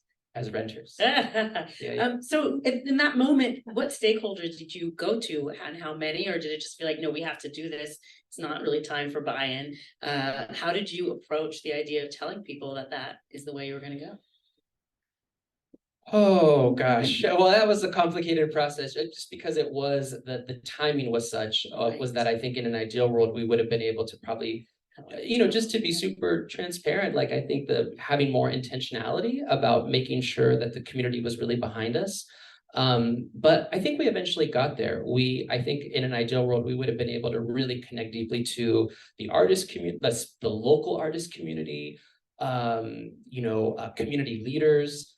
The thing that actually really was a buoy for us though, was we did reach out to, like Kit and I reached out to like mentors, and people that we worked with. So kind of the national community was very supportive. Like one of my mentors is Oscar Eustace at the Public. So I reached out to Oscar and I was like, Oscar, we're about to, and he was able to guide us in a way that I thought was really helpful. Same with Bill Rausch, who was, you know, my first boss when I graduated from Yale. He was the artistic director at the Oregon. So he would, and because he comes from that context, right? Cornerstone Theater Company, going and making theater in rural communities all across the United States. And so, so the thing that I think is important to note is that the model is not new, that you have a lot of off-Broadway companies and culturally specific companies who've never had a building, and they find the spaces to tell their story. And so I think, so I think in many ways, we also stand on the shoulders of giants. We are doing something that has been done before. I think what's unique though is for a major regional theater who was so steeped in their history with the building. That's, I think, the part that I think is really radical and exciting for me. Well, I think, as you say, the challenges change, and traditional regional theater audiences are, not to make any broad sweeping generalizations, but people who are pretty set in their ways. And very much so. Yes. So that, yeah, that continues to be, I think that will continue to be the journey for Long Wharf, is like we have to just keep showing people what it is that is possible in this new model. And I think, you know, Kathleen Chalfant, she did this beautiful video for us. She was like, I'm like the poster child for Long Wharf Theater because I so believe in what they are doing. The reason I returned to New Haven, she was in our production of Wit in 1997. And she was like, I want to come back and be the bridge for this community, because not only can theater happen anywhere, it should happen anywhere. And one of the stories that she shares is she says, I've been on a lot of boards, and what I say to my fellow board members and to the communities that I'm a part of is let's stop putting money into buildings and invest in people and in our relationships. Yeah. And that does, it is very clearly, it did feel like a bridge, and that fact that you're able to bring people in and that they would, you know, be turned around is super awesome. Yeah, I just had another question and then I open it up to other questions. And it was going back to, you spoke in your speech about your dear friends who've also been running these theaters. Yes. It's been a difficult road, I know, for many of them. Some of Yes. them are in the positions they started in, some of them are not. That's right. Are you tired of talking about that? No, like, I think it's so important So that how did they we, avoid you and what is different about your theater where you were able to do this versus some of theirs where they found it harder to make change? I'm really grateful for that question, and I'm so honored that I have two board members here with me. And I want to say very publicly, you cannot affect change and be a successful artistic director without a board who doesn't stand behind you. And my board has stood behind me every second. So that's actually why they are not afraid of a theater of possibility. They are not afraid to say yes. They are not afraid to support a person of color inside a predominantly white institution. And so I am just so grateful to Nancy and Barbara. Barbara was on my search committee. And so it is very special that they have stayed on the journey with me. They don't stand in front of me, they don't stand behind me, they stand next to me. And I would say that is I think, if I could sort of give that to other artistic directors, because that I think has been a real challenge and a real refrain for my fellow ADs, is how hard it is when you don't feel supported by your board. Yeah. That's very real and good information and advice. I think that that's really important, and that it's, you know, that support behind you, buttressing you, which is what the board is supposed to do. That's the intention of the board, not to, well, that's another conversation. So are there questions? I'd love to open it up to questions. Yes. Sure, I'm just curious, you're talking about reaching out to the community and being part of the community. How do you balance that with the community's needs and wants, and also having to run your organization and the theater company? How do you balance their needs based on what you need to do? Do you have a person who actually goes out to the community? And that's their role? What's the process of that, getting the pulse on the community? We actually do have a person who their job is to really make sure that we are actively building bridges to the community. But I actually think that it's not just one person, it's all of our responsibility. So I say to the entire staff, it is all our responsibility to actually go out and not just talk about Longworth Theater, but we actually need to support the work that is happening at other organizations. Let's go support other theater companies. Let's go support their festivals. Let's make sure that we're amplifying and supporting the entire New Haven arts ecosystem. And the other thing that I think is important is to also name that it's imperfect, because I think, our needs might be a little bit different than the needs of the larger community. But if we can be in dialogue constantly, one of the things that we're going to do is put together a community cabinet where we draw different folks from throughout the New Haven region to help Longworth figure out our path forward, to make sure that those voices are actively at the table, because I think it's so often right that theater companies can sometimes helicopter in or to know what the needs of the community are, and we want to actually create a pathway for the community to be at the table with us, really helping to inform our future. So, yeah, thank you for that question. Arlene Hutton, playwright. Not really a question, a little bit of a story. I'm so glad you're doing a View from the Bridge. This is so exciting. I want to come see it. Of course, Arvin Brown's production, View from the Bridge, Yes. came to Came to Broadway. in the early 80s. Yes. I was Tony LaBianco's dresser. I was brand new. Wow. I just got to New York and got a job in wardrobe. And Arthur Miller, I want you to know, was there from the day we loaded in. And he was still, and at that point, A View from the Bridge was almost 30 years old as a play. And Miller was still doing rewrites on it. And that's the story I tell my playwriting students. If Arthur Miller thought that A View from the Bridge still needed rewrites 30 years later, why aren't you rewriting them? Yes. So I love that. Yeah, but I want to hear that story. Oh, thank you so much. It's such a beautiful story. One of the other things that I think we've been doing for the past 12 to 18 months is really trying to like revive our history. Like really, like there's so many chapters that folks don't know about. Even I didn't know about with Long Wharf Theater, including stories like that. And I love that after we did the 2-week run of the Crucible, we continue to be an artistic home for Arthur Miller. We did a lot of his plays. We did a world premiere of one of his plays. And one of the things that he said in a New York Times article, he said, I would never want to be a part of a theater company that wasn't trying to change the world. And I feel like Long Wharf Theater is trying to do that in our work. So we have that quote. I have that quote in my office, and I feel like it's become a kind of guide for us as we move forward in our path. Yeah. Mandate.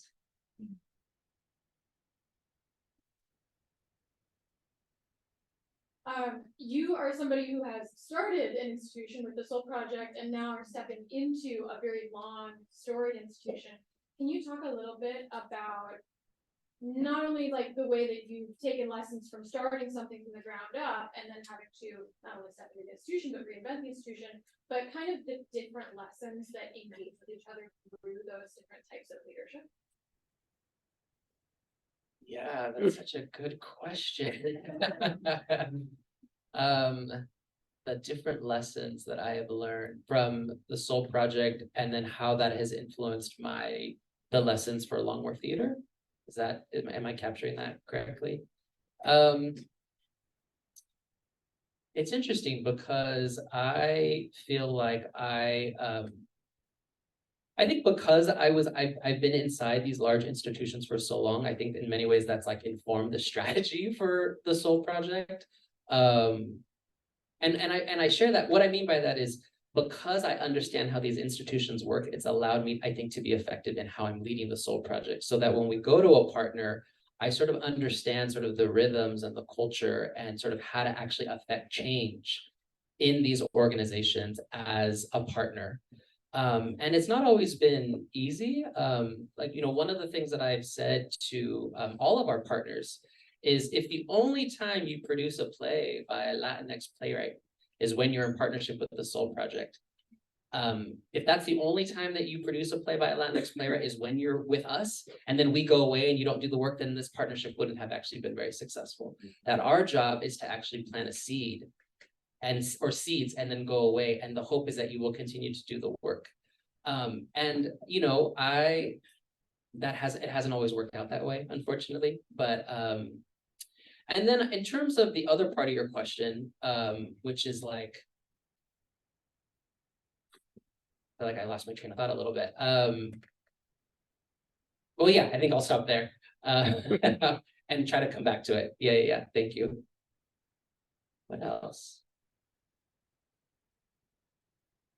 Yeah. Do you see yourself years from now having a permanent home again? I know growing up near the Oslo Theater, there's such joy of going to the same space over and over again. Going to the public, I know which brownie I like to eat. There's something wonderful about feeling a theater is a certain kind of home too. Well, one of the things that we wanted to be really intentional about in this, when we announced our transition, that we wanted to use the next 3 to 5 years to what we're calling listening and learning. So I think it would have been a mistake to leave the building and to go right into another building. I think that even if that was the intent, like if it's like we actually know that we want to go into another building, I think before we even make that decision of what that building is, where it is, we actually need to listen to the community. We need to actually listen to our audience. We need to build bridges. And so we're really trying to be intentional about using this time to listen, to learn, to understand how we support the larger ecosystem.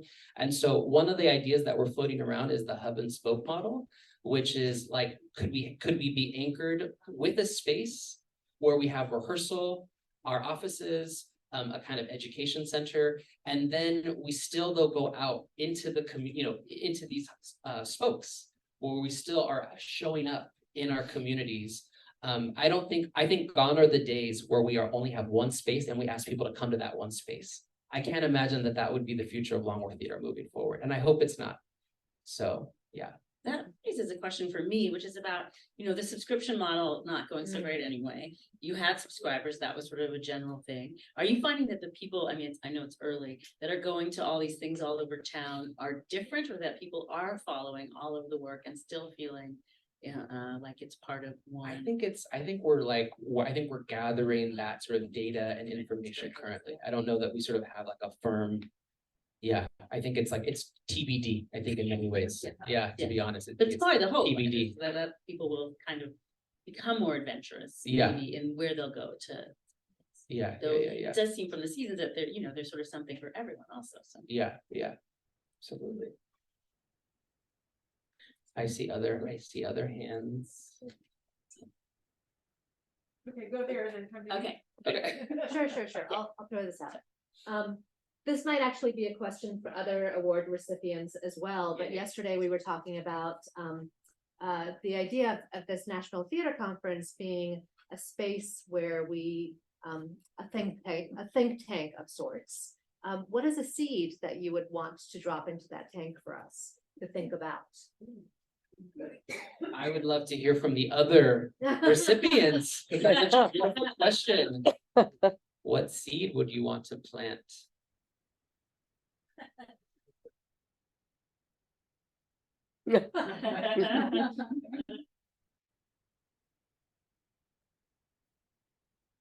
I would say that we still can change the world.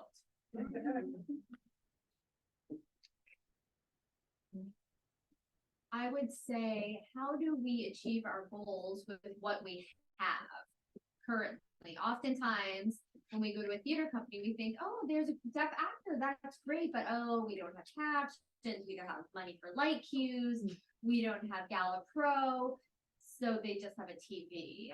And I mean, most places do have a TV, right? So we can use our TVs for things. So what do you have, and how could we make it accessible with what you do have? You might not have the highest technology, but like you said, Jacob, the possibilities, right? So let's think about what are the possibilities within what you already have to bring in the community. You don't need the top technology to make it accessible for communities.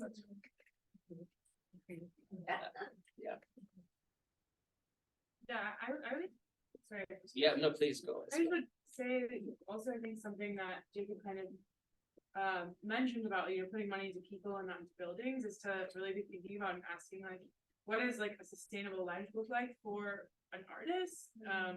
Like for the artists that you hire, whether it's something that, is only, it's so often like, contract work and you're in for something quickly and then you have to rethink your life, and it's always this balance. So like, how can theater programs and theater makers also like support the sustainability of like the lives of their artists outside just when they're under the umbrella of the theater for a short time?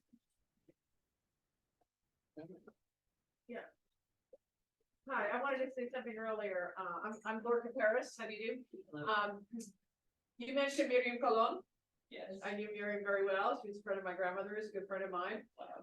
And the whole idea of that, taking PRTT, around the community, that's sort of kind of answering, I think, what Arlene was mentioning earlier about having a space and then also having the branching out in the community.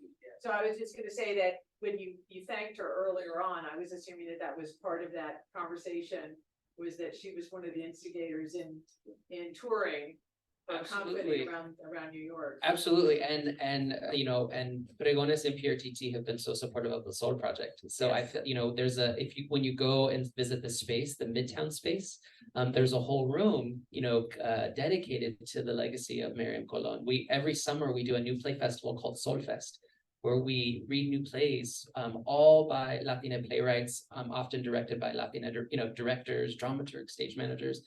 Isabel's very involved in that process. And so I think just being in her home, it feels like we are continuing her legacy, I think, in a lot of ways. And just getting back to this question, I want to get back. So the bridge of like starting the Soul Project, and then now I'm sort of inside an institution, and my whole career has been inside institutions.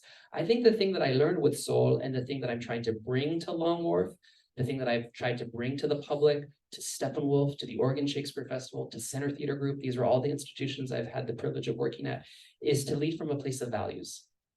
values-based leadership.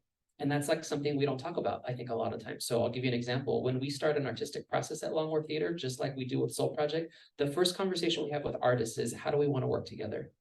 What are our values? And that seems like such a simple idea, but it actually is so profound.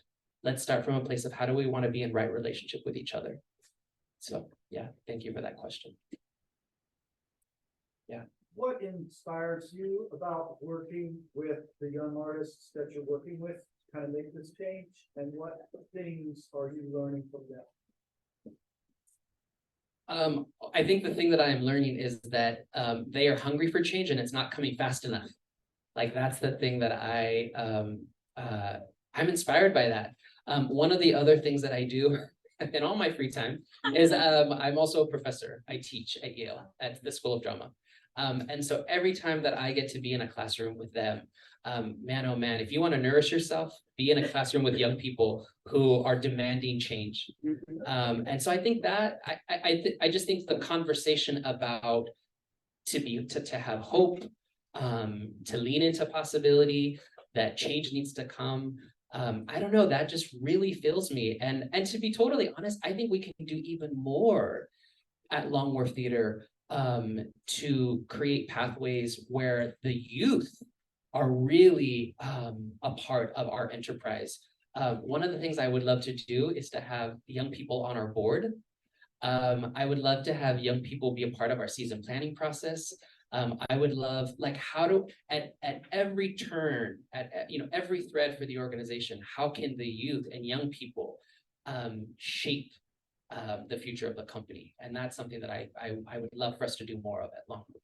It's so interesting to think about being in the middle of that, of like the old people not wanting, it's playing out everywhere, obviously, what this generation gappers or whatever it is, but being in the middle in terms of wanting to serve all of those, to serve the people coming up and to serve the people who have long been the mainstay, that seems like you're doing it. We're trying. You're doing it. Yes. Is there one more question, Lisa? Hi, Risa Braden, nice to meet you. The listening tour that you've been doing. Yes. What have been the mechanisms? How have you done that? What have been the different ways in which you've been gathering information? Yeah, so some of them have been formal and some of them have been really informal. So the formal pathways have been, so when we announced our path forward, this new model and transition in February of 2022, we was it February 2022? Okay, thank you. We did town halls. So and we did town halls in different parts of the city. So we did them in libraries, in public gathering spaces, we did them online, and then we did them in the theater. And as you can imagine, those were very robust. People had lots of feelings, and we had facilitators who helped to facilitate those conversations because people were very heated. And we sort of knew that we were going to have to address some really challenging questions. One of my favorites was our last town hall at the theater that we were about to depart, and this older gentleman was sitting in the back of the theater, and I remember he was sitting just his arms crossed the whole time. And I said, does anyone have? And he raised his hand and he said, I just want to say that Longworth Theater, I think, is making a big mistake, and that this company has always been known for attracting world-class artists, Tony Award winners. No Tony Award winning actor is going to want to come and be a part of this experiment. And I said, thank you. And with all due respect, we have a whole roster of really exciting artists who have lots of Tony Awards who are so behind us. And then a few months later, Audra McDonald said she would come and do our gala.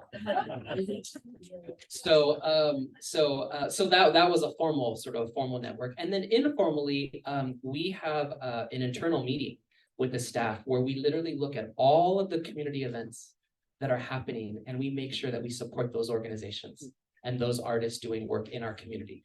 And so then that's also how we try to activate those relationships and those conversations. So that's a more informal way, but man, are we learning so much from sometimes it's just about showing up. And that's also what we're doing. We're just showing up and saying, we want to be a part of this community in a really intentional way. Yeah. That is amazing. We're going a little bit over, we started a little late. But we're wrapping up, but I just wanted to say, so this all makes me curious in terms of the challenges and this changeover, where do you feel you are now? Sometimes you're like, there have been challenges and sometimes there are. And There's where- still a lot of Where challenges, you are in the there's still, trajectory. yeah, I think we're sort of cresting a little bit, it's so wonderful to have a show, The Year of Magical Thinking, completely sold out. It sold out before it even started performances. It is so affirming to have an artist like Kathleen Chalfant, who is just so behind us. I think that if it was a different actor playing that role that people didn't know and who didn't have a history with the community or with the company, it wouldn't be the kind of buzz that it is right now. And then I think if A View from the Bridge, I think goes well, I think I'm feeling the momentum. Yay! I'm finally feeling the momentum and we have, also just the foundations too, that they've also been really behind us. And we'll be able to announce really soon, a pretty significant sort of, support. So, yeah. That's amazing. Thank you, Jacob, for being here and being our person of the year. Thank you so much. Thank you for having me.